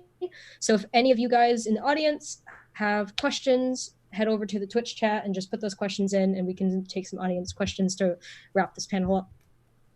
But how role-playing? Go ahead, Russ. So for me, when it comes to role-playing, oftentimes it depends on who's initiating the scene. If a player is initiating the scene and is describing what their character does, I'll ask them how their character says it. So if they're like, oh, they're going to go up to the shopkeep and ask about this, this, and that, I will say, okay, what did they say specifically? And then they'll say it in character. Or if I'm initiating the scene, I go in with the most ridiculous voice possible. So if I'm looking silly, they're okay looking silly. So they approach the shopkeep, and the shopkeep goes, oh, hello, how's it going? And then suddenly they're in the scene. What are you buying? Hey, you want to buy some watches? I want to touch on that too, because I think the really important point of it, right, is you're trying to, okay, this is where I'm going to tangent into my day job. So I do work in, I'm a grad student in clinical mental health counseling, specifically in drama therapy, with my focus being on the use of LARPs and tabletop role-playing games as a therapeutic tool. The thank you. The base thing we are trying to do is the goal that I sort of a specific area of drama therapy does is lowering anxiety and increasing spontaneity. Improv is anxiety inducing for people who haven't done it, who aren't practiced with it, who are uncomfortable with being put on the spot. You don't expect everyone will engage with you at the start. But what Russ said, the point of being able to play the fool so that other people know that it is okay to be a fool is extremely important. If you aren't committed to roleplay, if you are demanding it of people without being willing to put it out there yourself and make a complete, arse of yourself, you make it a lot harder for people to feel in an environment that they can do the same. So, really your goal is to make people feel comfortable enough to do role play, whatever that means for that person. And you're going to have to gauge it by the person and by the time, and you can keep putting things out there and offering, and they might just not take it forever. But that's okay. You can offer, you can ask, and if they reject it, no hard feelings, keep going. It's fine. Some people don't necessarily want to do the funny voices and really have hard role play as their thing. That's okay. But again, know the players, start to get a feel for what it is they're comfortable doing, and then play to the people who, do your best to play to people who are starting to get comfortable, to encourage them and kind of cheat a little bit, because a lot of people, when they see all of their friends doing the same thing, will tend to fall in and tend to sort of try a little bit to see, like, okay, well, everyone's doing it, maybe I can also do this. One of my favorite things to watch in campaigns is how everybody grows into their characters as time progresses. It's so nice to see as a DM, to watch all the folks I'm playing with just become more comfortable with the characters. And then they really get into character each session, whether that's like they dress up or they start doing character voices. Like, especially seeing like a first time player do a character voice, I'm like, yes, I got him. Yeah. It's awesome, and I 100% agree on the making them comfortable by doing the characters yourself, and letting them know that it's okay to do that's what we're doing here. I think also encouraging people to speak in the first person, to say I do this instead of so and so does this. But also I think a really a good way as a DM to encourage that is ask them how they feel about situations, and if you realize that someone hasn't engaged in a while, say to them, how does so and so, insert character name here, what do they think about this? How are they reacting? What are they up to? And try and draw out their behavior, and also incentivize it by reward just in general at the table, reward behavior you want to see. It works even better than discouraging behavior you don't want to see. If someone's doing something great, give them inspiration, throw an item they want their way, show them that engaging and interacting with the world and modeling the behavior that you're trying to cultivate at your table is something that will get them rewards in the game. Definitely. I do more or less exactly the same thing you do, Jen. Especially with my newer players, and for my long-term game, that's more than half of them, I think. I try to get a feel for what they might want to do, even if they don't know how to go about it. I try to model it for them and ease them into it. Like, give them a couple instances where they have a chance to narrate how they make an attack or cast a spell, or how they're reacting to something another character in the room is saying. And eventually they start to find their footing. They find the things they're comfortable with trying more and more of. And as they go, they tend to branch out from there. And it's really nice to just see how they develop that way. There's a non-performative aspect to getting people to commit more to the role-playing side, and that's to take away the mechanics from the conversation where it's appropriate. So when a player says, can I roll perception to find something or to notice something? Tell them, don't worry about the number. What are you doing? And pose the question to them so that they think about what they're doing that would initiate a roll. Sometimes they won't even need the roll. Whatever they've just done, you've decided as a DM is enough. Or it's never going to be enough. The rolls, you're not going to find the treasure when you're picking your nose in the corner. So let them, get them away from thinking in terms of the dots on the sheet, and get them more into terms of what their backstory is and what their personal paradigm is.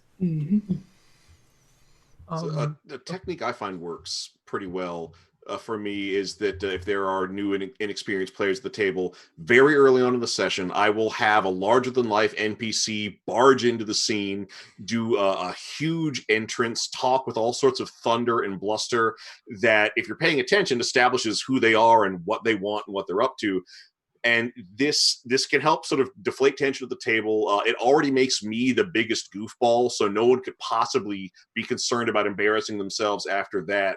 But the key thing is the very last thing that the NPC says is a question directed at the newest, least experienced, or most quiet player, something along the lines of, and what are you going to do about it? Or what do you have to think about that? Or how am I going to get out of this with my head on my shoulders? And the player's going to respond in the moment somehow, and they just immediately roll with it. They might rise to the challenge in the way you hope they do. They might go, I don't know. And if it's I don't know, no problem. What do you mean you don't know? I'm doomed. And then, take that question to someone else at the table. And that gradually kind of, I guess, like that helps to untwist the lid on everybody's jars. For sure. I think it's important to make sure that you don't put someone on the spot who's uncomfortable being put on the spot, because that can scare players who are newer too. So it's finding a balance between the two for sure, and reading your table. Because some players will, like Michaela was saying, some players will want to get into it, and it'll just take some coaxing to get them comfortable at the table. And there will be some players who never will feel comfortable with that, and they're always going to speak in third person, and they're always going to, speak in terms of mechanics, and that's just who that player is going to be. And if that's not going to be something that works at your table, then that's not something that works at your table. But if that's something you can work with, because they won't get comfortable with the other part of it, then it's just figuring out where that line is. Because I think, especially with new players, for me, I don't want to scare them off with being put on the spot, because I have seen players freeze up and get super anxious about it, and sometimes it's leading them on that path, and sometimes it's knowing when to sort of gently coax them. I'm not articulating this well, but there's, it's reading your table. Yeah. And sometimes there are just some numbers that will make sense. Like if someone is being a slimy, lying arsehole, so the player just shouting insight check at you and then doing it makes perfect sense. Insight check. Yeah, like it's a meme for a reason, right? But like it because it makes sense. You're trying to figure out whether or not they're lying, and there isn't really a different mechanical way to do that. And sometimes you could just be like, yeah, okay, seems reasonable, and then let them do it. I love using the rule of cool, which is, it's okay to throw away the rules if your players suggest something that's really cool. Or if there's no rules for it, just let them attempt it. Rules are suggestions at best. They're kind of more like guidelines, really. They give you a structure with which you can build your campaign. But also, note, you should tell your players that you're treating them more like guidelines and not like rules, because for some people that's very important. Yes. Session 0. Communication is key. Yeah, it kind of all goes back to that, really. How strictly do you adhere to the rules? Yeah. Even though, to be fair, in the in both the player's handbook and the DM's guide, one of the earliest things is, it's your table. Do as you will. Do what you want. Yeah, exactly. But, tell them. Because some people will be like, I would like to find a table where the rules are extremely adhered to. And it's like, cool, you will find a GM to do that. It's just not me specifically. Not me. Like ammo, encumbrance, like all that stuff, push and pull lifting mechanics, how heavy objects are. Those rules all exist in the DMG. I don't know where they are. I haven't read the DMG. I read the magic item section and that was it. A lot of people don't follow them. But out there, I promise you, there's a GM who loves that, who wants to run the grittiest campaign where you have to count rations every day. You have to count how many arrows you've spent. If you don't say that you went and retrieved your arrow, you don't have it. There is a GM for you that will play that way. Yep. Only when you're like going to the Underdark and have no access to supplies would I ever put that stuff in. But I was talking with some of the designers from previous editions recently, and all of us were saying, have you ever been in a game where they adhere to every single rule? And none of us have been in a game where it so as a new DM, especially if you're playing D&D, where you have, several hundred pages just to start with, generally, if you're using the core books, don't worry about not knowing all of the rules, about having to look things up, about changing them. The greatest of DMs all still look things up. They all have rules they ignore. Like, it's just how it goes. All right. Yeah, and with online tools, you can pretend like you actually knew it, even though you just. Oh my god, it's so nice. Yeah, it's so nice. So if that's part of your ignore the guy behind the curtain, that's fine too. Mm-hmm. What are the rules of paralysis again? Just thank you. Moving on. Should we move into our first audience question? Yeah. Awesome. This one's coming from your beloved Dissy, I think. No, your beloved Izzy. I can't read. Anyways, this person asks, how do you reconcile alternate versions of different races along with the mechanics of said races? Example, orcs are intelligent in this world despite having strength bonuses, etc. So I guess this goes into the realm of homebrew. Does anyone want to take this question? I can. Then work too. All of us, yeah. All right. Let's start with Michaela. The rules about races and whether they've got bonuses or subtractions is kind of contentious right now. For sure.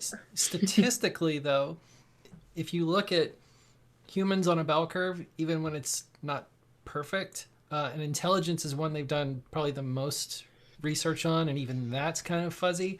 Albert Einstein and those kinds of people didn't have higher than a 16 in intelligence. So when you start talking about maybe orcs having a -2, keeping them down to 16, you can still have an orc with Albert Einstein level intelligence. When it's at the very, very edges of bell curves, the percentage amounts where that would be attributable is so small, it really has no consequence. It only has consequence because we've put such an inordinate amount of faith into the fact that we're going from +3 to +4 on a bonus, or -3 to -4 on a bonus. And those are all mechanical things.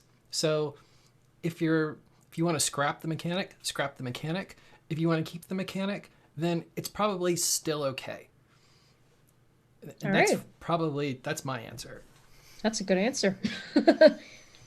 Who'd like to speak next? William? So from a game design perspective, I would presume if this was your orc homebrew in a campaign setting, if you've decided to not give them a penalty to intelligence, I'm assuming you've taken away some other advantage somewhere else to provide at least the feel of game balance.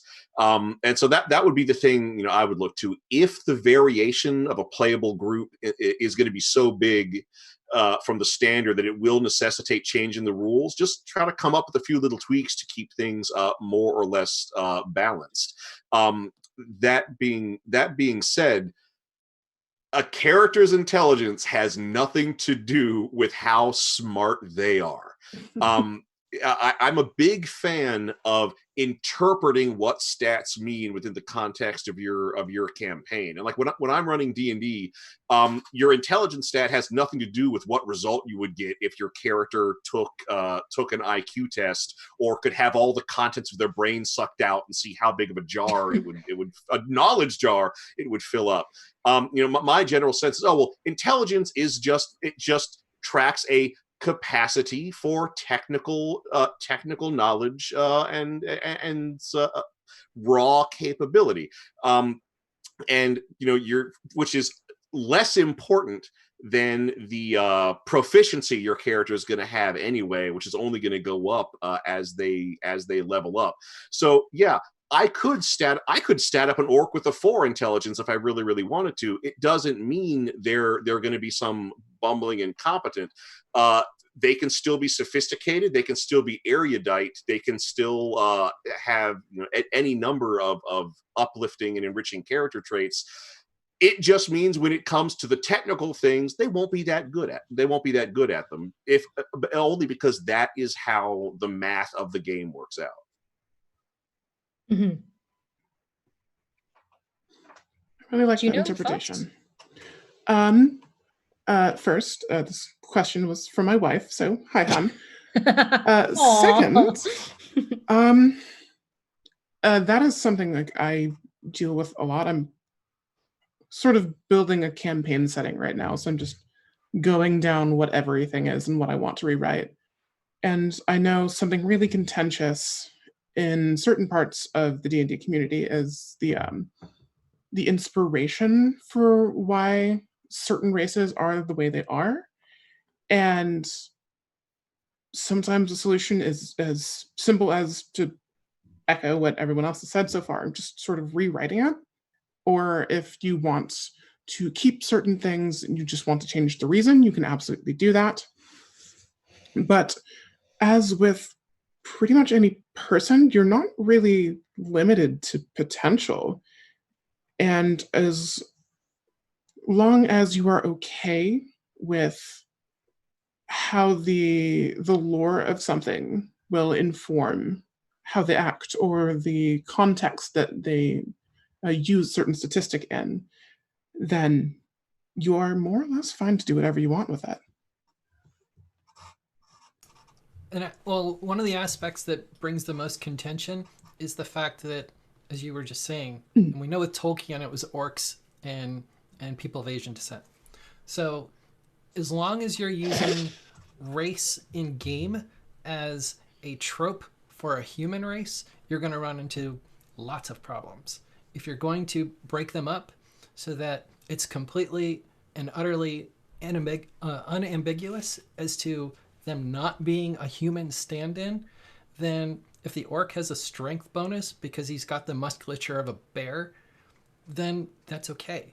If we're going to run into aliens, they're sure as hell not going to be limited necessarily by our biology. If your elves are super dexterous because they've got different neural pathways, those things don't come up in a game. So if you want to play with the numbers and string them one way or another, you can. If you don't like it because of its connotations, then drop them. I think you touched on something that's super really important too, is that what you're kind of looking at is two separate sets of things that reinforce certain like tropes and stereotypes, right? You're looking at the combination of racial abilities and the combination of racial modifiers, and those two things will mix, right? So for example, even if, for example, I take I'm going to use a Goliath, that's one of my favorite examples because of a character I've made. Even if I take out the constitution bonuses and all that other noise, there's still like some hardy something or other in the racial abilities of the Goliath because they live in a mountain, blah, blah, blah, blah, blah, blah. But, and that is, okay, well then you look at that and you say, okay, does this serve the concept that I am still using? Which is why we get a lot of things where tieflings are like, no, you can have wings now because, we've been saying that for ages, so have some wings, I guess. And so you have those two combinations of different things. I generally find what I tend to do is, because I've played enough D&D to know the general math of how they do handle racial bonuses and maths, you can kind of dumb it down to +1 in something, bonus thing, +2 in something, +1 in something. That's it for the most part. And sort of really aggressively collapsing it down from a high-level design point. If you just say, all right, racial bonuses out the window, you can put a +2 somewhere and a +1 somewhere. The number of things people can come up with from that radically shift, and you can, if you are intent on still using a race as designed tropically for a reason I hope you've thought out, you can say that Goliaths are still all very hardy because they live in mountains, but this Goliath is a countertenor. Which I have done, because then you can do things and say, because for example, Goliath culture, everyone does their thing as best as they possibly can. And if that's the case, then it doesn't make any sense that a Goliath who is, still technically as hardy as the rest of them because of their racial ability can't have like an 18 in charisma. There is no reason why that can't happen. So, really take a look at the puzzle pieces and the levers with which you are pulling, because chances are you probably have more levers than you think, which is always the case. I know there's also a supplement that's going to be coming out soon that is going to attempt to address some of these issues as well, in a different way, come at it a different way. And, I think there's a lot of conversation about tying these stats to backgrounds instead. Backgrounds, I've seen. Backgrounds or ancestries, because, if you're raised by elves, you may gain elvish abilities and traits even though you're a dwarf. Like, there's all sorts of interesting things that are happening with these conversations. So I think there's I'm blanking on the name of the supplement, but a lot of really incredible people are working on it. So keep your eyes on Twitter and it'll be okay. Russ? Similar to that vein of what Jen was saying, I know that Gabe James Games on Twitter is working on a supplement where it's actually like a multiple choice questionnaire when you build your class that gives you bonuses to different things. So if you pick a class, it'll help you build out the character, and it's not like, oh, I'm a barbarian, I automatically get constitution and strength. It will help you make decisions based on how you're building the backstory, helping you to build a character that fits those themes depending on what the backstory is. And I think that's a really cool way of doing it. He's released a few samples of it. I believe the Barbarian and the Bard currently. They're so good. I love them. They're really well done, in my opinion. That's awesome. And the art is by Rachel Denton, and I love her. So good, y'all. Definitely check it out. This to the list. All right. Okay, actually, I'm going to do 2 more audience questions because one Lightning of them is lightning round. Actually, these are actually both perfect lightning round questions, but the first one is from Slipshot with 2 S's at the end in the Twitch chat, and they ask, do you have any pre-session rituals that you do before you run a session? And yeah, lightning round. Let's start with John and just go around as we have been going. Cool. Session rituals. One, so I do a couple of things the day before I go into a game. 1, try to get some good sleep. You don't want to go in being cranky. 2, eat something. 3, make sure I have something to drink nearby.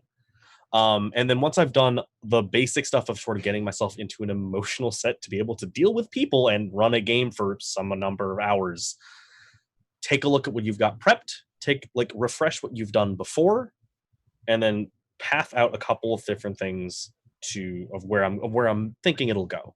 And by that point, I've probably sort of put myself back in the mindset to run a game that I'm waiting for everyone who shows up at the table to be like, all right, I'm going to give you your requisite 10 minutes of catching up and doing nonsense, and then let's go. All right, Russ? I personally put on whatever playlist I have for the world that I automatically make when I start, and I go over my notes. Those are the 2 big things, and of course, everything that John said about making sure you eat, you have something to drink, that kind of stuff. Please eat. But mainly for me, it's listening to the music, because oftentimes I have playlists that automatically get me into the right mindset. Awesome. Gino? Also that. I do a lot of the same things Russ does. I look over my notes, I get the playlist going, so I know the energy I want to bring to the table as soon as the curtain rises and the scene starts, more or less. I also, because I'm a little bit of a mess, I panic for a couple minutes, realize it's going to be fine, and then just go. Space to panic is important. Yes. Exactly. Plan for panic. Alrighty, Jen? I set up my space. That's important to me. My screen is here, my dice tower's here, my this is that, and my computer's here. Making sure all my windows are open and all of my whatever I'm using, since I tend to use my computer. Refreshing notes. Just sort of checking in with my players, especially now. I start my sessions with a check-in. And just get us in the mood to play. And then once we've done that, that's when I start my music. So I actually don't start my music until we're starting to move into the world, because for me it delineates, the 2. So even the flashback, I usually don't have the music. I have the music ready for flashback, but once the music starts, that's when we're in game. So yeah, that's sort of my pregame ritual. And yes, on having something to eat, something to drink. I like to have table snacks. And if I'm streaming, obviously setting up my lights and, to do with that. Cool. Michaela? Probably nothing specific that hasn't already been mentioned, but in addition to the last week and those kinds of notes, I'll often look at my character sheets. Everyone's on D&D Beyond. Sometimes it's just to remind me of something like in a background. If it just gives me something more that if in the next session I want to tweak or play with or use or somehow tie together, then I just want it top of mind because it's not normally going to be there. Cool. William? It's the silliest little thing, but after all my other preparations and whatnot are done and I'm all set up, I empty out my dice bag next to my books, and for whatever reason, I don't start until I really quickly line them all up into little lines sorted by size. I don't know why I do it, but I've been doing it since I started, whether I'm playing or GMing. But like the moment they're all in a line, oh, I guess now it's time to go, and I get straight into it. I feel that. For sure. Yeah, for me, I do a lot of what y'all do. I have to, like, my players remind me to eat because they're my friends and they know that I forget those things because ADHD life. But That's why yeah, I mentioned it. Yeah. Also, like, setting up my space is really important to me because I do a lot of handwritten notes. I need a lot of table space. I need like at least a foot of the table on my end. But setting everything up where I like to have it, I have all my music playlists. I have like soundboards that I'll use for like sound cues and stuff. I pull up my YouTube playlist, etc. I have my notes in front of me. And then, you know, my players and I would just spend time chatting before we actually get into the game. And then I put on the Survivor theme song and I'm like, all right, who wants to recap last session? And so then we do the session recap and then we're off to the races. Our last question, it was in the chat here somewhere. Where did if you could give one piece chat, of GMing advice to the younger person you were when you first started GMing, what would it be? There we go. There it is. Yes. I don't have who that's from, but that's the question. That is the question. It's a very good one. And actually, I think someone actually really asked that question, submitted that question here as well. But yes, if you could give your advice to someone like me, what would you say to your younger self? Starting again with John. So this is I'm going to start with the oddly specific one, and the one that it actually means. The oddly specific piece is you will survive the squirt gun wars. That's a Shadowrun reference if anyone knows that particular section of Shadowrun's publishing history. Oh my gosh. And then the general piece I'm going to abstract from that is your players will figure out a way to break everything you throw at them. Just live with it. It'll be fine. Because they will often give you great ways to break them back. Oh, yeah. Good advice. Russ, advice for your younger self. For my younger self, it would be always expect the DM hangover, and you can always make it gayer. True that. Juno? I kind of want to steal always make it gayer. But needs a t-shirt for that. Honestly, yeah, we should work on that. Yeah. But God, don't plan so much. It's okay to leave blank spaces. They're going to figure it out. They're going to solve it in the last way you could have possibly expected, and that is the most okay thing in the world. Take that and just keep on acting like that's what you planned the whole time. If you don't tell them, they won't know. Exactly. So I have to remind myself that sometimes. Jen, advice. Everything everyone has said so far, but also access is key. Meaning find out what your table needs, find out what you need and ask for it. Make sure your players are telling you what they need. It means, for me, it's a break every 2 hours. It means snacks. It means allowing people to fidget or stim or have the material in a different format. It's figuring out if someone is kinesthetic or visual or auditory, whether it's maps and minis, whether it's theater of the mind. So it's really communicating access needs and listening and being aware of what players are needing, but also communicating my own needs within that so that the game stays fun for everyone. Sure. Good advice. Michaela? The specific would be there's a reason why you're always playing female characters. And then the general for everyone is have fun, don't overplan. It's not that big of a deal.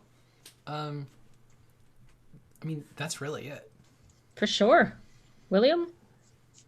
Don't be afraid to be bad. Just give yourself permission to be as terrible as a GM starting out as you can be. If you can, and that's going to help you, because if you can get all your bad games out early, it's only going to be a glorious, glorious ascension from that point on.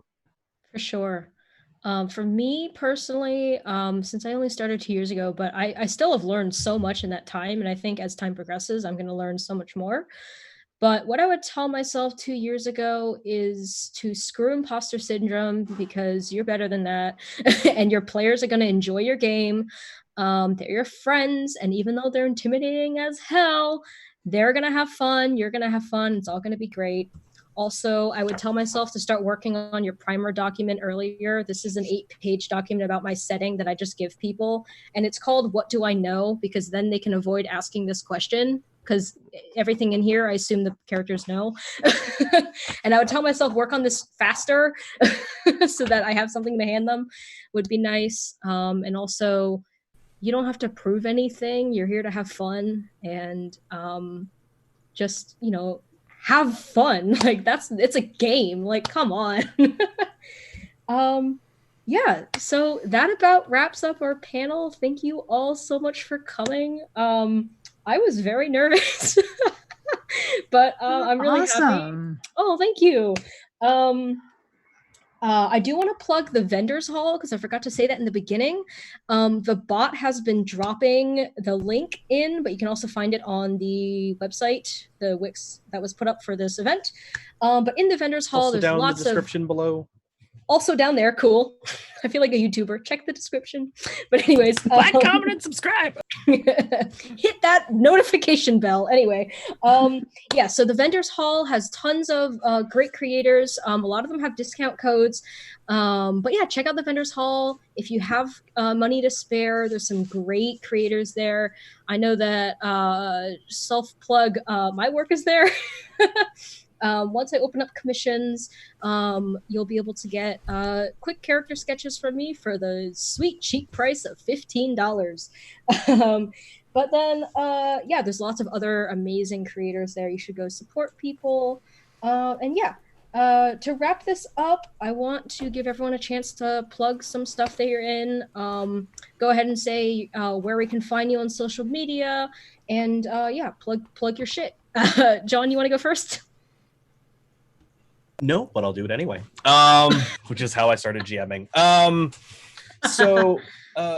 Hello. So I'm John. I am Ryomasa on Twitter, RY0MASA. I do, like I mentioned before, I am a grad student in a mental health program studying therapeutic applications for tabletop and LARP through a drama therapy lens.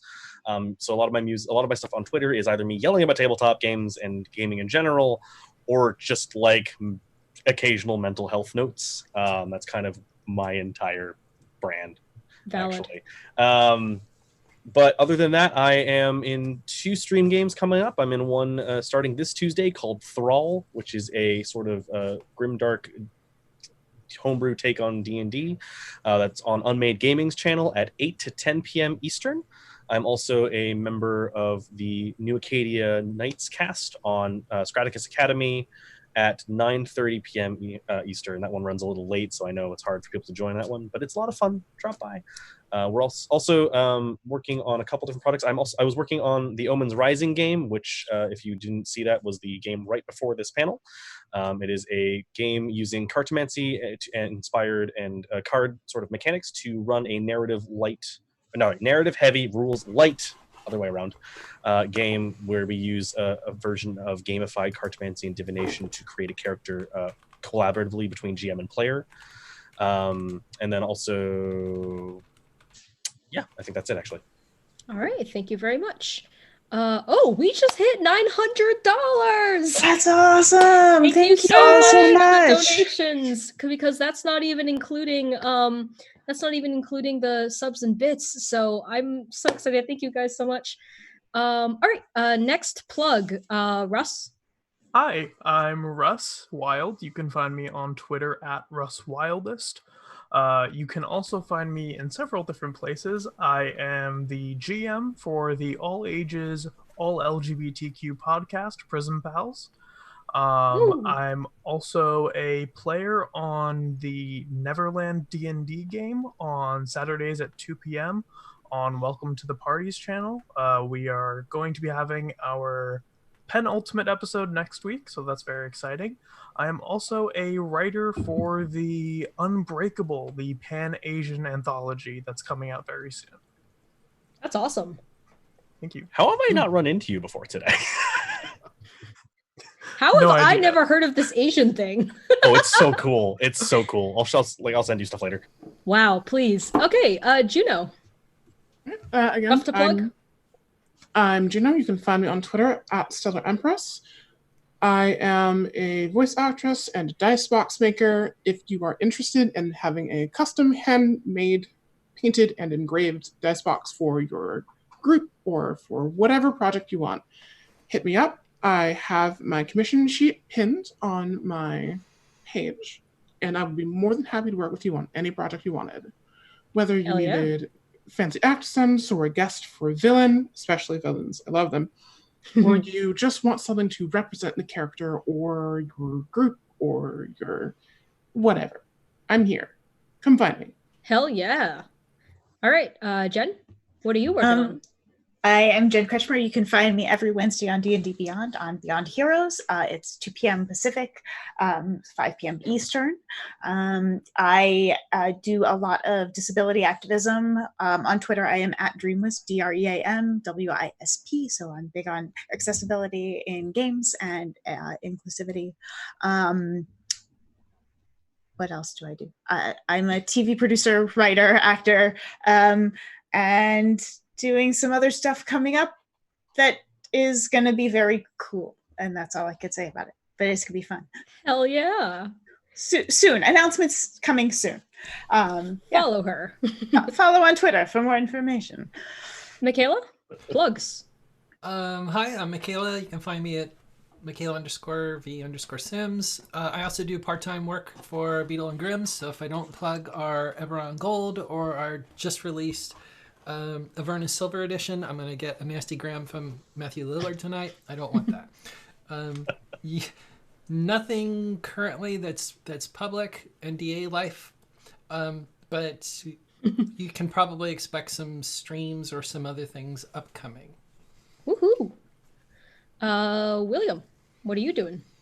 Well, I am very busy this time of year. So I'm William T. Thrasher. You can find me on Twitter at Internet Mayor. I am one of the co-founders of Kettlefish Productions. We do really neat LARP events at conventions all over the country. We are still in the process of figuring out how we're going to do that, just given current circumstances. But you know, we're always willing to adapt. We've done it before. We'll do it again. If you want to hear me and my friend Matt Bradley Shurgi talk about film franchises one movie at a time, we've got a movie review podcast called Sequelcast 2. You can find that at sequelcast2.com. And finally, when I'm not on camera, I am a tabletop game designer. I am one of the contributing authors for the upcoming edition of Fading Suns. The Fading Suns Pax Alexius Kickstarter is still going on. I think it's got about 9 days left. It's blown way past its basic funding goals, but if you like romantic space opera that has sneering villains, dashing heroes, that is inspired by a mix of contemporary fiction and real world history, Fading Suns is a phenomenal game. It has my hearty endorsement, and I am so thrilled that I have been able to contribute to this new edition.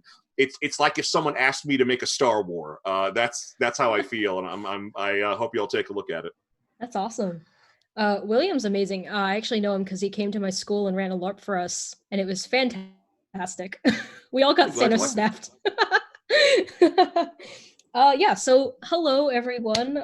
My name is Nala or Jay. Either name's fine. You can find me on Twitter at NalaWu, NALAWU.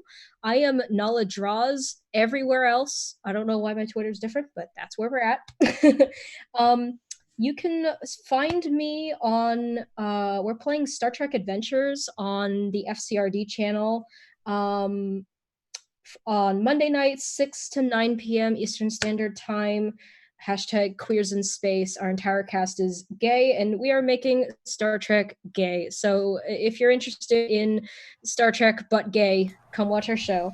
I'm also currently working on developing my very first RPG. I'm really, really excited. I got the green light from my professor today to do this actually for school. So now I actually have an excuse to work on this as well. But It's my favorite. Congratulations. Thank you. The working name huge. right now is Be Gay Do Crime. It's basically I'm taking the genre of the mafia and making it as gay as possible.